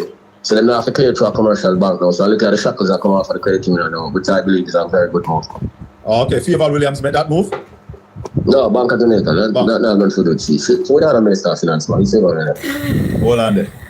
Hello, caller. Good evening. Welcome to the Colin Bell Show. Ralston Iman is on the line. Ralston, good evening, Colin. Good evening. I don't want to hear that brother there. We can't stand that brother there. Simple. So the BOJ is taking out money to contain inflation. The government should be spending in order to facilitate economic activity. That is how sensible people run country. That's why I'm telling them don't know what they are doing. Fully done. Go ahead, Obi. Good. Two good things before we go. 75% of the investment, because the cost of living it, because people are going to look the best opportunity. Yeah, man, that's what he said. And he's correct. So while he's, as he said, while then no, some of these. What that is doing, some of that money will go abroad. Some may go in real estate because people are going to look the best opportunity. Some may go into government or Jamaica bonds. But after that initial thing, over the long term, that would deprive pension funds and investors of one of the most stable companies to invest in and which pay a dividend. So long term is not good for the country. Finally, Ralston, I am wondering if a carrier and an NCB which paid more than 4% in return around that 56 million. Into a recession, then they are going to have problems. NCB just repossessed $2 billion in houses and all of those things. It is going to be difficult for them to find people to sell those things to because we are in a recession.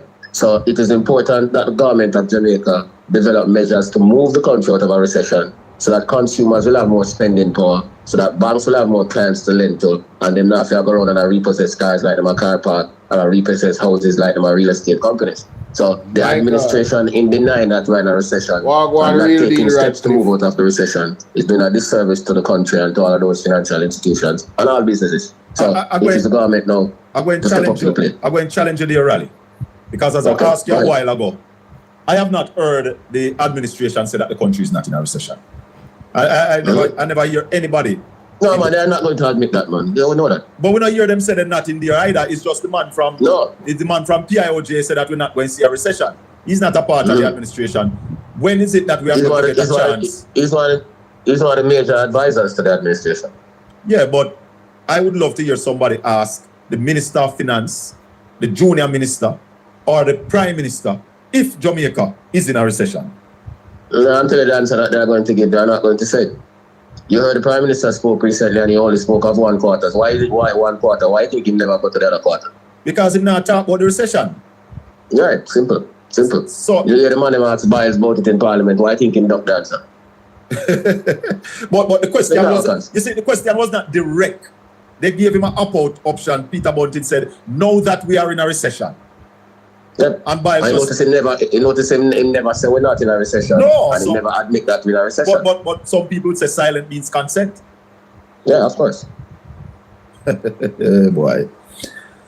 You said that NCB repossessed $2 billion in houses. $2 billion. Residential, commercial, and agricultural property. So it go right across the spectrum. $2 billion.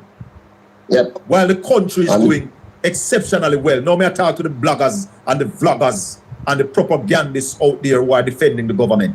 Please explain to us. Between them and go ahead. Please explain to us why NCB would repossess $2 billion in residential and commercial housing. And how much in motor vehicle now? Almost $1 billion, them and JMMB alone, because the people just can't service them loans, because the people, either people lose them jobs or because the cost of living is increasing, people have to make choices as to what they buy and what they pay. So people are experiencing difficulties in paying for their cars and for their houses. And talking to people from the real estate sector, yesterday we had a conversation with Roger Allen, who is the Vice President of the Realtors Association of Jamaica and also the chairman of their multiple listing company. And he said it's going to get worse because a whole lot of buildings going up. 80% of the buildings that are going up are with bank financing. People are building not because they are developers, they are building as hustlers because they want to get what they call short-term rental. And he's saying when you look at the loan payments plus the maintenance fees, the rentals are beyond the reach of the majority of the people. So a lot of those places are going to remain empty and they are going to be repossessed by members of the banking sector. Isn't that going to put the banks in trouble, Raleigh? More bad debt? Yeah, well, the non-performing loans are going to be increased. That is why I'm saying that the government has to do something. So it's not the banks, as I was saying to Never, in terms of their profitability. Your profitability is determined by the state of the economy. Obi. Yeah, man. Hi, Colin. How are you doing? Listen, Wally, I listened to that program yesterday, and the vice president also said that, listen, there's an oversupply of apartments in Kingston and St. Andrew, or in St. Andrew. Yeah, man.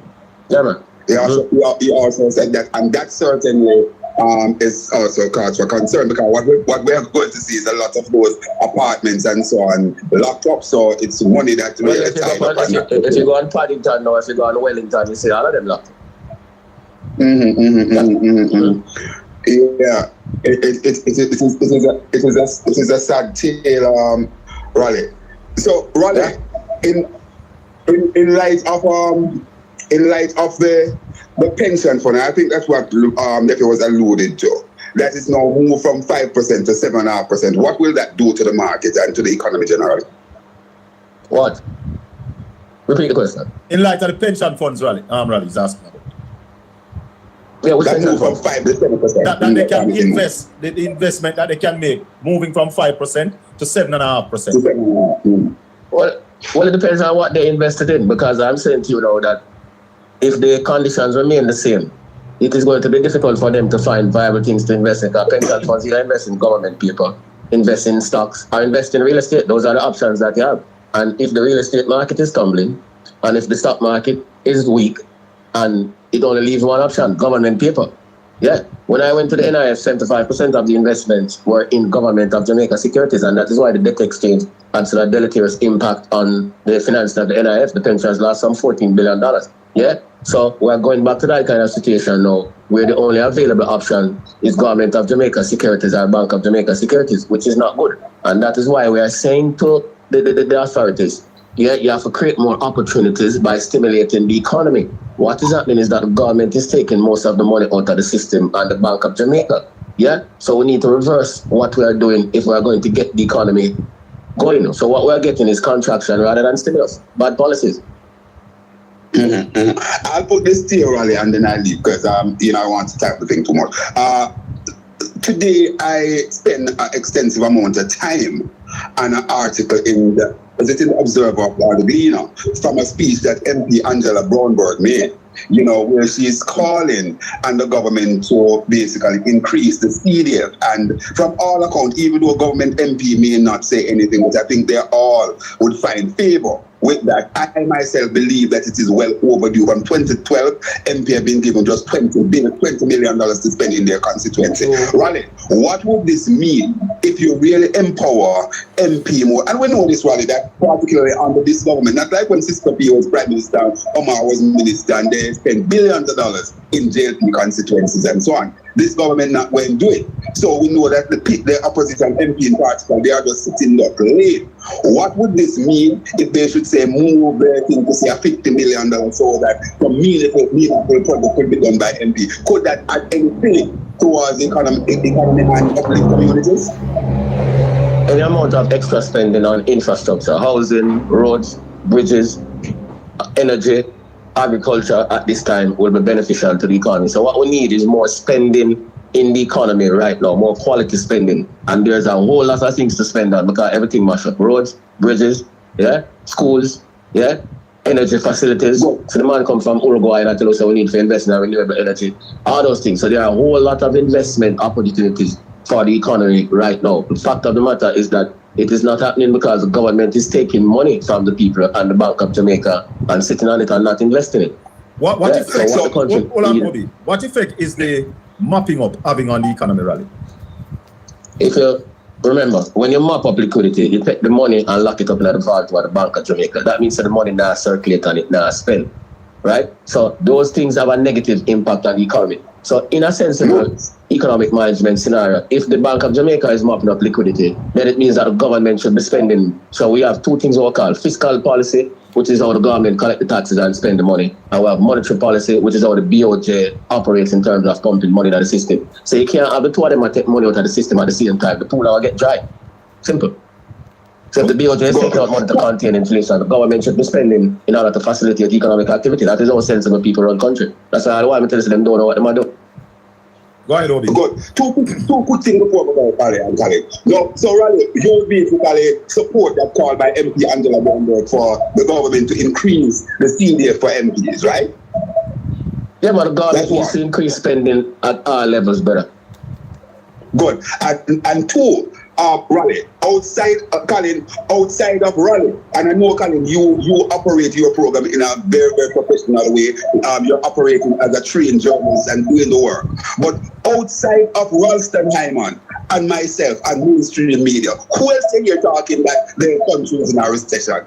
Tell me, have you heard anybody else saying that the country is in a recession, Raleigh? I don't hear it. Tell me here. I'm not saying it's not, they're not saying, but outside of yourself and I, Conrad O'Brien, have you heard anybody else in mainstream media saying the country is in a recession? No, I'm saying to you, not only in mainstream media, I am also saying that within the trade union movement, within the academia, the University of the West Indies, nobody is saying it and the opposition not saying it enough. Everybody is afraid to call it out.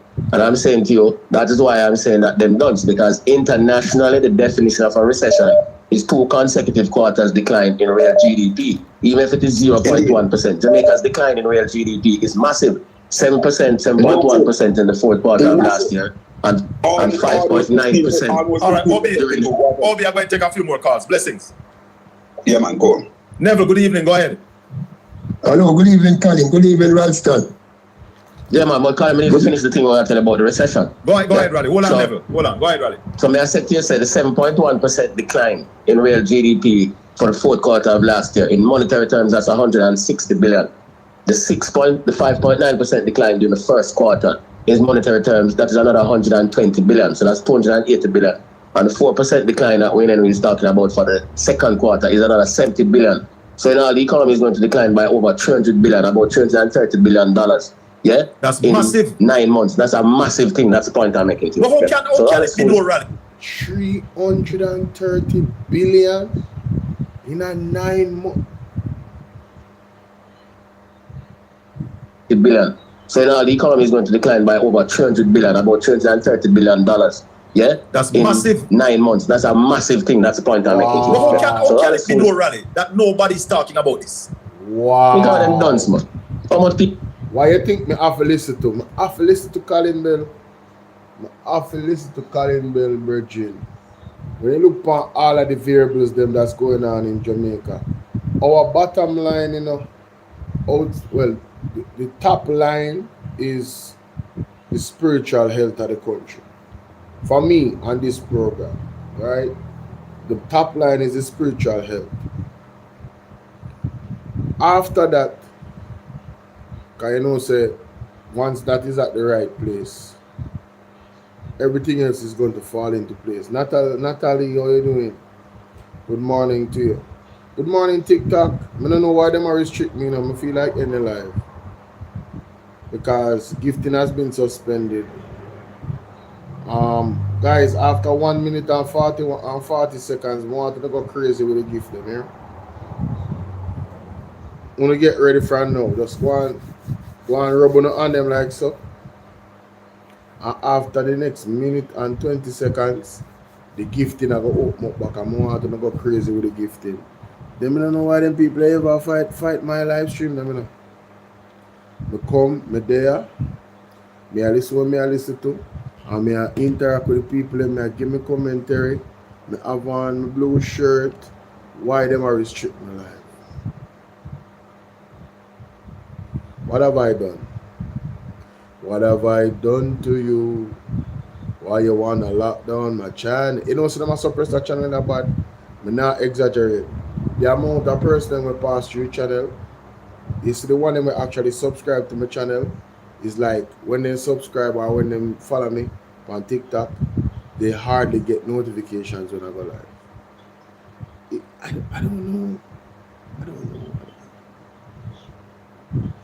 don't know. It's kind of weird. But 330 billion, yo, that's huge, bro. Second quarter is another 70 billion. So in all, the economy is going to decline by over 300 billion, about $330 billion. Yeah? That's in massive. 9 months. That's a massive thing. That's the point I'm making. But how can it be no rally that nobody's talking about this? Gifting is open my side on TikTok. Me kind of give up for asking you to tap up the screen because it's so hard for tap the screen every minute. So me just give up for asking you to tap up the screen. Me not tell no lie. Because it had to go too much energy for asking you to tap up the screen. Same thing with YouTube. You know, that's why I'm gonna put up something on the screen. Please like, share, donate. Me tired. I'm tired of asking people to hit the like button. I'm really tired. I try to get a standard of the like button where at least we can get 150k likes on TikTok, but can't force them to hit the like button. Them say encouragement straighten the labor, but sometimes people have not really encouraging. I'm not telling you that. Real talk. It is what it is. But there's some 1 and 2 people out there where God bless you eternally. Mighty God. Just pick up on yourself, come on. You know yourself. You contribute to this platform. Pick up on yourself. The word is forever love. Blessings. You know what I mean? Yeah. But it's like the like button. People in bad mind the like button and in bad mind the share button.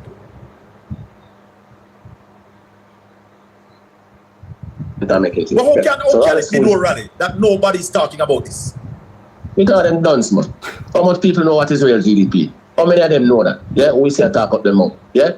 How many of them know that? Not even trade union leaders them are focused. Because nobody have the numbers. Everybody has gut feeling and politics and where them feel. We work with numbers. You can go up on the starting website and see what is real GDP. Yeah, $2.4 trillion last year. And you can do the math and calculate the thing for yourself. So these are real things. That's why people are suffering so, and that's why banks are repossessed. These are real figures. Yeah? If inflation is up for me, Rally, the PLOJ did predict that the second quarter that the decline would be about 4%. Can we now say we're almost at the end of June? Can we now say that this will not be a V-shaped recession? We don't say that already. We don't say that already. We don't tell it over and over ad nauseum. The longer them takes to deny the thing and takes to do something to change the thing, we're going to end up in an L-shaped recession. I'm not put my ground mouth and ground on that. I tell you that without apology. The stupidity of denying the thing and then you know to sort it out. Yeah, we'll end up with a U or a L. And listen, viewers. Like a L. Listen, viewers. Yep. Listen. This is the 15th of June. I'm not the first thing I said. But we want to record it that you have been told that this will not be a V-shaped recession. So those who are out there coming at Ralston Ivan, coming at Colin Bell, coming at Conrad Bryant, we are saying to you that it will not even be a V-shaped recession. And I am taking it a bit further, Rally, because I don't see a U either. It's not going to be a U.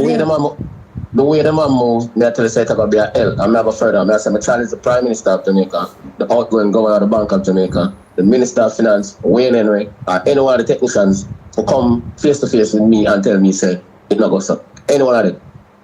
You know, bring the figures and all of them things. Any one of them. Because none of them never know what is real GDP. None of them never know what a 7% decline of the economy be. Them things are massive.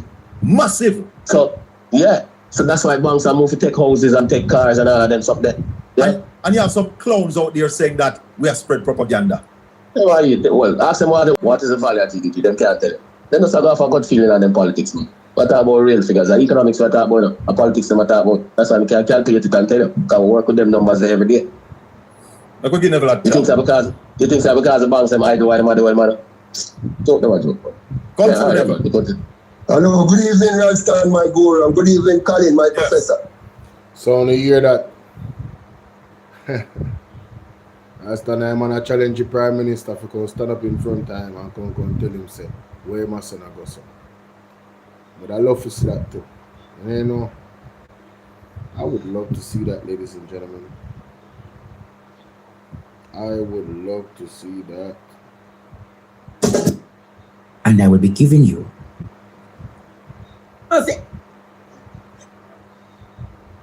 No, I remember him healed it. 30.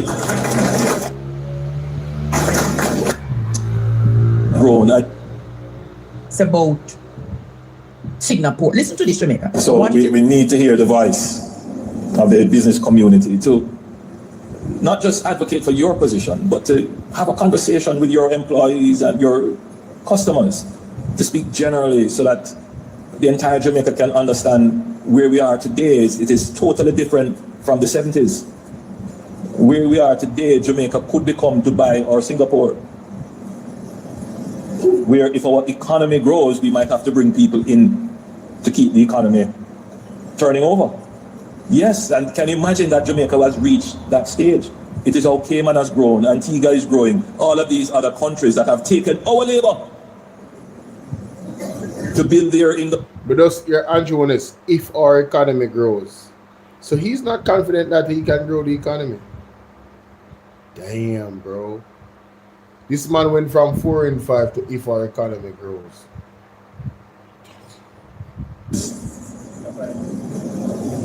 We mustn't see ourselves as closed, insulated, xenophobic, isolated. We have to see ourselves as a country where people want to come and live, and we must embrace them. Get the crime down, get the efficiency up, clean up the streets, start the reinvestment. You won't have a hand to sell Jamaica.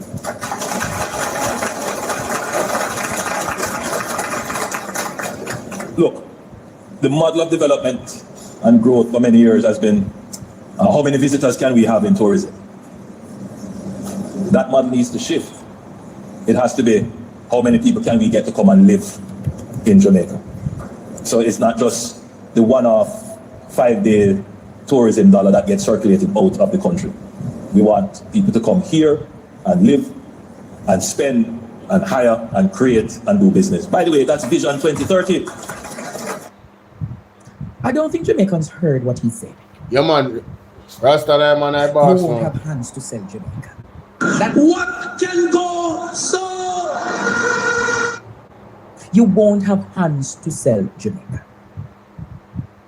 You know, the reality is, Andrew Holmes, if you were in Singapore, you and Daryl Vaz and the entire cabinet would be prosecuted for corruption. In Singapore, the president is a certified creature. You're an uncertified creature who should be disqualified as prime minister of this country. Big facts. If you were in Singapore, you would have been prosecuted.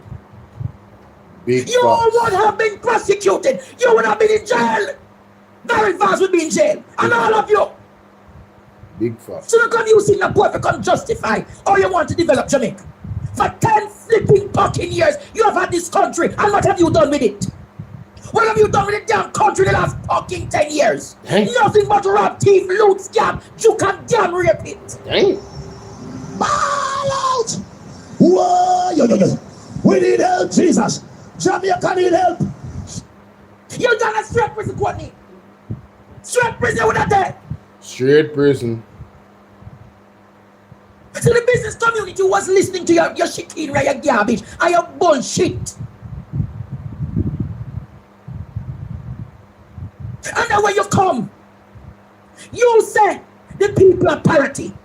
That is why the major land grabbing are going around the island. That is why you take up teeth in Bobby Montague. Because you know you and Bobby Montague is none. A clarity checker. So they pick up one of like mine who go and go around and find the crown land then. Find the crown land and take up people of the crown land. Yes, so I don't feel sorry for some of the Chrissy Jamaicans. Wagwan. Because when Mark Golding said they're going to reduce the crown land, putting it from the 60 years to 30 years, not found me, you know. Not found me in a better position. Would have been a one better position, you know. No. I never 30 years. Are it 30 years? The 25 years or so. I believe at 25 years in this year, he said, if persons no reach that they would have some type of talks with them still for them work out something for them. Mark Golding really, boy, I tell you, the man missed the ball there, man. Own a piece When of they never but what voted they in want, Mark they want to take on half of the land. They want bulldozer on half of the land. Because they have the Dubai model. Jamaica, I can tell you about that Dubai model. I can tell you about that Dubai model. In 2017, when I had my experience in arbitrary, I saw the reimagination of Jamaica court. I couldn't tell you no. I couldn't tell you everything when I seen at arbitrary. But there's going to be a development in the next 10, 15 years. Jamaica is going to revolutionize like Dubai. That is why you see them start the whole conversation with the pinnacle. Jamaica is going to be one of the wealthiest in the world.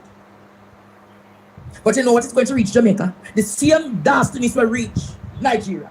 You're going to have the oil, you're going to have the resources, you're going to have the people, but you will still not be a rich state because thieves and criminals like Andrew Holness will be leading the country. Yeah, them a rob from way before we even start. Thieves and criminals like Andrew Holness and Daryl Vaz.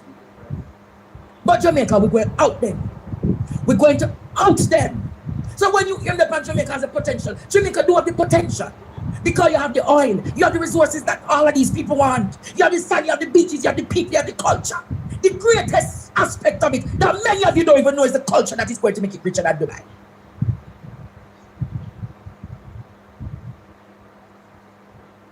So when you see them, and Floyd Green is trying to justify that there will be no plans to relocate the people. Only remember, me hear me talk about the Floyd Green, but I think I need to revisit that. Only listen to the wicked, blind, treacherous slip. Floyd Green. There is no move to try and force people to leave. Right? That's the first thing. That's clear. Right? Anything that will happen is in relation to an engagement with the people. Right? Clearly, as you know, some people have the wherewithal and some people have already rebuilt. Right? And what those people are saying is that they are ready to run the risk. But there are some people who are not able to. Right? There are some people that because the sea has taken the land, they cannot build back in that area. Right? And the government is saying for those people. Listen, there's no doubt if Jamaica have oil. But do they have the oil in the quantity that would make it make sense for them to drill? You have to have a certain amount of oil for them drilling. You understand, Chrissy? Yeah. So there's no doubt that Jamaica have oil. Are going to provide a solution for you, right? We are going to provide a solution for you that allows you to be able to restart with the support of the government, right? That is critical. So all of these stories about hotels and those things, that is not on the cards, right? That has never been said in relation to Party. I was making the point that already we have started to put in things in relation to the fishing beach in Party. Since the hurricane, we have put in a solar generated storage facility in Party to help the. So brother, why Edmund Bartlett say from Party to our next place, they were gonna have something called like where you have Florida Beach, Florida, what they call it? The beach of Florida, the Long Beach, what they call it of Florida.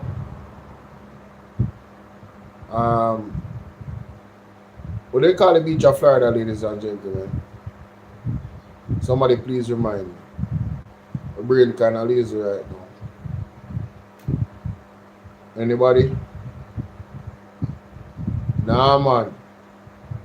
There's a beach in Florida where about, I think, a 3.6 point something mile. A Miami Beach, they call it, Andrea?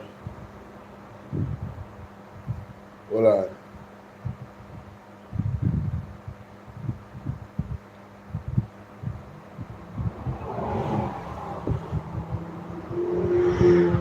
Hold on. Go on, please. Because when they come with 3 deep freezes in there so that they can store their produce. That has happened already, right? We've put in a $2,500 water tank in Parity, right? So the idea that Parity is going to be abandoned, or the idea that there is some master devious plan, is just not true, right? It's just not true. So I lie, we are telling you flight green. Or you're not aware of Ed Bartlett's private reception in the United States, where he was in a room, a private room, speaking to potential investors about his plans for tourism incentives. You weren't aware of it? Oh, I'm going to give you the benefit of the doubt, Floyd Green, that you weren't aware of it. Listen, Floyd Green, to a senior minister in your cabinet and your government. Listen to what Ed Bartlett said about his plans for St. Elizabeth. Wicked lying, Floyd Green. Listen to Ed Bartlett. A new Black River will emerge. A Black River built a little way now from the coastline, further inland, and the coastline will become the new touristic area of St. Elizabeth. Wow. So those of you who are familiar with South Beach and those areas, vision Black River. You just said it a while ago, South Beach.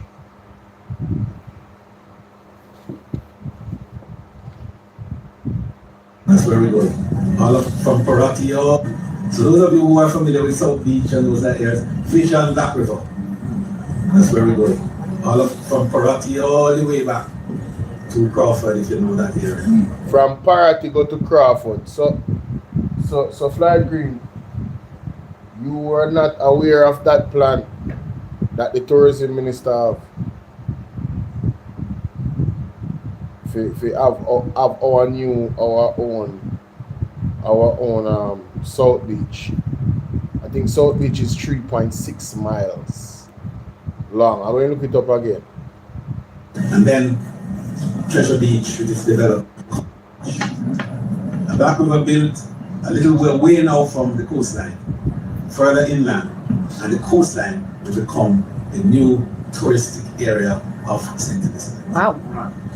So those of you who are familiar with South Beach and those areas, vision Black River. That's where we're going. All of from Paratio all the way back to Crawford, if you know that area. And then Treasure Beach with its development. But in building out the township, we're going to also be building a new airport in Clarendon. What? Yes. You know there? You know Ali? You know, Vernon Field? Well, it's Vernon Field. Brand new airport that will be able to be the largest airport, definitely in arguably the Caribbean. Because if you recall, it was a base. And so that runway is still there in all its form, just for a little tweaking to be done. So, Floyd, if I recall, I heard Ed Bartlett mentioning parity in his plans for the new diversion and the new revision of tourism in the southern belt of the country. So you're telling me that those plans are in advance. You are the Minister of Agriculture. You are the Minister for Southwest. You are the MP for Southwest St. Elizabeth. And you're not aware of Ed Bartlett's tourism vision. You're not aware of Prime Minister Holness's Dubai Singapore concept for the Western Jamaica. So you are telling me that you don't know nothing about your government? Or you're just at a damn blasted lie? What can go so? You're a damn blasted liar, and if my granny mama will tell me, every liar is what? Every liar Jamaica is our. Turn them up. So, sorry about that. I wanted to give you the right figures. South Beach is 2.5 miles, ladies and gentlemen. Miami, Florida, South Beach, 2.5 miles, 4 kilometers. So from parity to wherever that is, 2.5 miles, a beach. What that beach is for? New tourism, when I bring come to, enough locals. It's not for locals, y'all. Let's continue. Thief in the hell! Every liar is what Jamaica. Every liar. Return the money, thief in the hell! Return the money! Thief. Fly. Remember, Jamaica don't forgive you about the fertilizer, you know. Remember, Jamaica don't forgive you about the fertilizer. And you see, Jamaica, I want to bring it to concept and to your forefront again. The people of parity, the concept of revolutionizing tourism. From Ed Bartlett said in advance, in Saudi. So that means they're going to go from Clarendon in a Courtney right back to Westmoreland.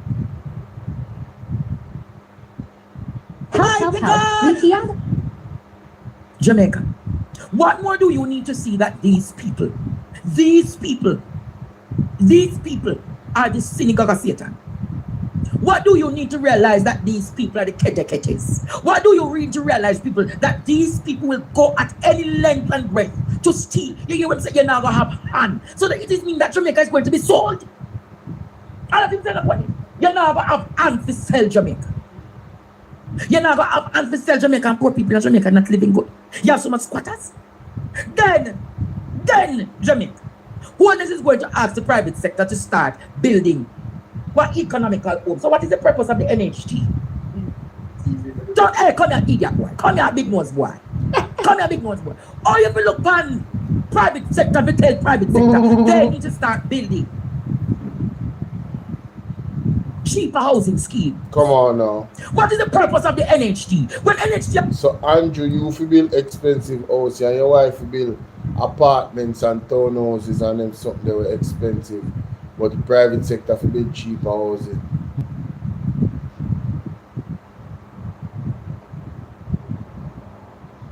We know what the NHT is for.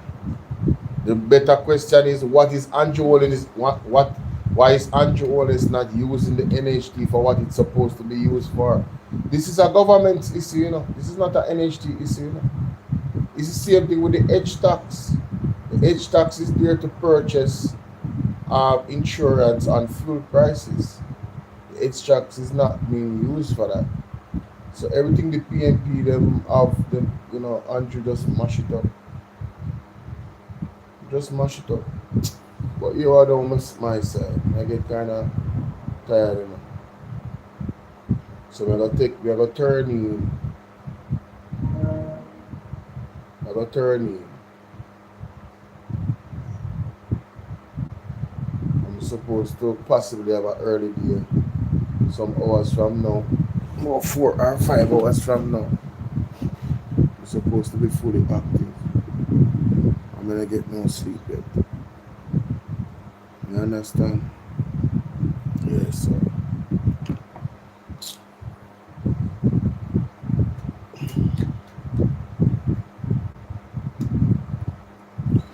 have I done to you? Why you wanna treat me like a criminal? Economically, the country is in ruins, as far as me see.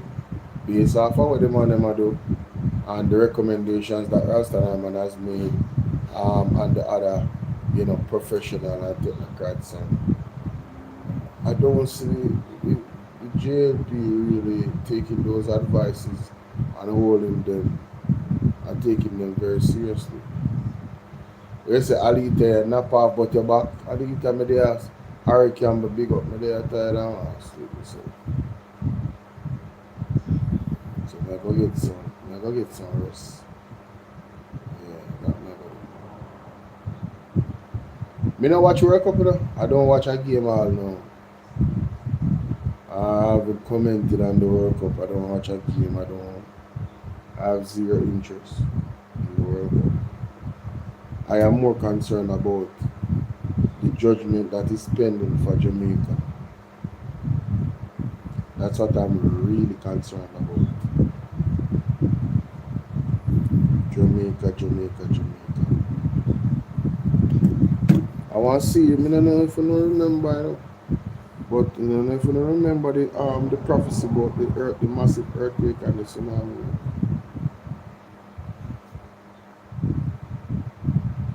And the way we see Jamaica go right now, like the hearts of the people of Jamaica is totally against God. Jezebel is doing an excellent job in Jamaica. You understand? And God is not the issue, it's the people. The church them, for the church leader them sell out to bail. And them leave the congregation them down the wrong path. And then think they grieve God in us. Worse like when I send so much people the one and nobody not really take the warning. Enough people not really take the warning. Because God want everybody in Jamaica, not just some people.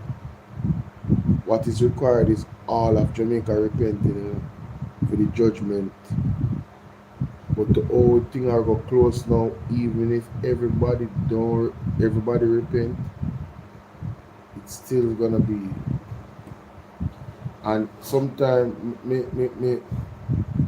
people send me stuff with Sister Carrie Ann, you know what? Big up Sister Carrie Ann, by the way. But me I tell her say, you better we just repent. We can't. I don't think we need no more warning. I don't think I need any more detail about the warning. Me personally, I don't think I need any more detail about the warning. To say, yeah man, it's time. Yeah, I don't think I need any more detail. It's definitely time. There has been a shift in my life personally, the last 3 or 4 days. There has been a shift. Things have changed. More changes to come. Positive ones. So I just wanted to get a feel of it's like this government let me know in terms of I'm just confused as to why us as a people together collectively have not said enough is enough. I'm wondering why we as a people collectively have not said, you know what? Let's really abandon the economy here in Jamaica. Since as the government doesn't want to help us, the poorer persons, I think we should just abandon the economy.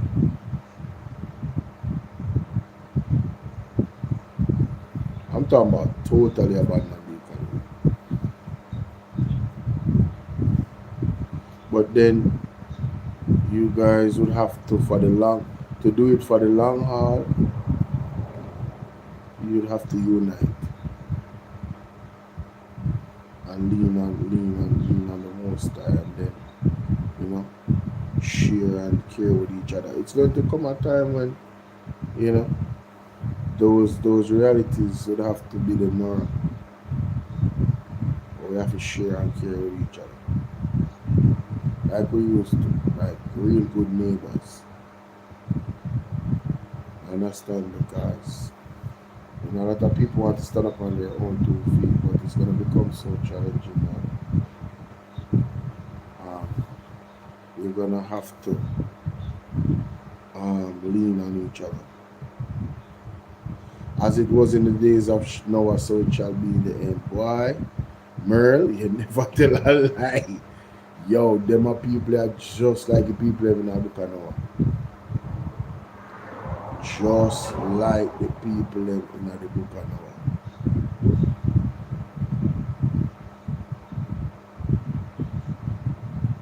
You understand? Yeah, man, Jamaica will get punished severely, man. Severely. So me, your sister Karen say one thing about one snake. This everlasting long snake where they in the sea. I said, my God. And she said the snake is not a fairy tale, that snake is real. And they in the ocean, God control a creature, the dominant creature. And you know, when it comes to the sea, there's not too much of disbelief about what goes on under the ocean, in terms of some things that people see as evidence and some things that people see as fairy tale. I don't think there's a real difference. When it comes to the ocean, there's just too much unknowns. The ocean is just like a world by itself. There's places in the ocean that technology cannot reach. It's lost. Technology is lost to those places. So when I factor those things in, you know, one, it confirms the limitation of man. Man only goes as far as God will allow them to, because God is sovereign. And we just have to put that in our pipe and smoke it, because it ain't no joke it. Let me just plug this in.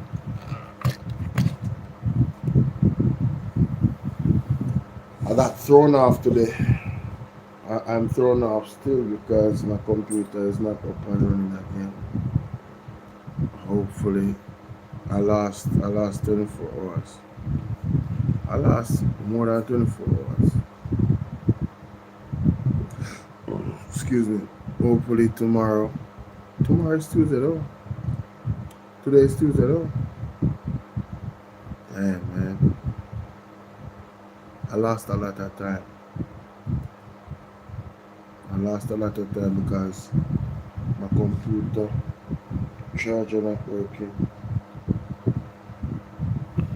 Stop work for me. And I just have to wait. I have to be patient and be still. It's frustrating, but what am I gonna do? Thank everybody for liking the video. Hey, anybody want to bless up the platform before I leave so we can tell them no thanks? Yeah, man, the cash app is right there. Other donation link is pinned in the comment section of YouTube on both platforms. Cash app sticker right here, so TikTok. And of course, those who have my number, you know what to do. Big up to the person that surprised me early this morning. I just see something coming in on his head. I was like, what? Thank you so much. That was unexpected. I don't usually get surprises, but that was a pleasant surprise. And I tell no lie. Because I don't know, I just not expect much from people. You know what I mean? I've always had low expectations of people. Honestly. I guess it's a defense mechanism for them not to disappoint me, because I've had so many disappointments with people, family members, you know, friends. I've had a lot of disappointments. I've had a lot of betrayals of trust. I guess it's the reason why I'm kind of stay to myself too. I get, I support, I heal, but I don't get too close. I stay in my little zone. You get me? Stay in my little zone because I have had some terrible experiences with people. But yeah, big up all of my people up on TikTok. Oh, by the way, the persons that gave donations to Mommy, big up on yourself. Mommy got our donation for her birthday. I still have some to give her, but that's when later down in the month or so, when that super chat then clear, can give her the rest of her birthday, you feel me? So thank you guys for supporting me. All of you that did, y'all know yourselves. Big up, alright? The word is love. See you guys later. I'm out. Peace.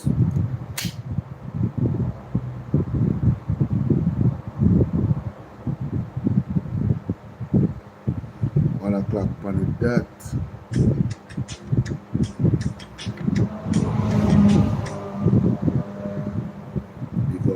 Big up Wiz. How his birthday yesterday? Big up Wiz. Nothing is wrong with the power. So they're not the power without, but they have to shape shift into their monstrous form to get into the Blue Mountain Peaks. And through the Blue Mountain Peaks, they're going to try to access the actual mountain that Jamaica sits on, because that mountain is holy. Because the Blue Mountain Peak is an extension. It's an extension of the mountain that Jamaica sits on. Literally, it's an extension. It just goes all the way up, and there's a protection. That Blue Mountain, a protection for Jamaica. Now, why did Uptown, they call it Uptown Camp, why did it burn down? Why do you think that the camp where the soldiers dwell, or their base, why did the soldier base? Sorry, nothing is wrong with the power grid.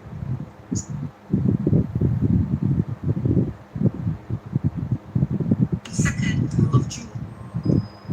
Destruction. You allow entities to come into your country, destruction, and this is the reason why, and I said it before, and I'm going to say it again. This is the reason why Jamaica will be taken over by the Rastafarians. The Rastafarians in Jamaica are going to be the governmental system in Jamaica in due course. And that is going to be after the earthquake and the tsunami. Because Jamaica is heading, Simon is true. Jamaica is heading for an earthquake. An earthquake of what? 9-pointer, over 9-pointer earthquake is going to hit Jamaica. And I've done loads of videos about this, and loads of videos concerning this. This 9-pointer earthquake is going to underline about 3,000 people. That is what I see in my spirit. It should be more, but a highest word, 2nd of June. Destruction. You allow, after the earthquake, brothers and sisters, the tsunami is going to override the Blue Mountain Peak. Because like I said to you, the Blue Mountains are there for Jamaican protection. But because the earthquake is so huge, 9-pointer, obviously it's going to rattle the sea. And the sea literally is going to climb. You think sea don't have claws? It is going to climb the Blue Mountain like a man and come over the country. When it enter into the country, everybody's going to see, but they're going to think it's a sky, because the water and the sky is going to look exactly the same. And then they're going to realize that that's literally the sea, my lord, that they're looking at. And it's going to break off the crescent of Jamaica from Ocho Montego Bay, Trelawney, Port Antonio, Portmore. All that crescent is going to go absolutely into the sea, because the water is going to take back its course. All those places are gone. After the earthquake, brothers and sisters, the tsunami is going to override the Blue Mountain. Just like I said to you, the mountains Later, guys.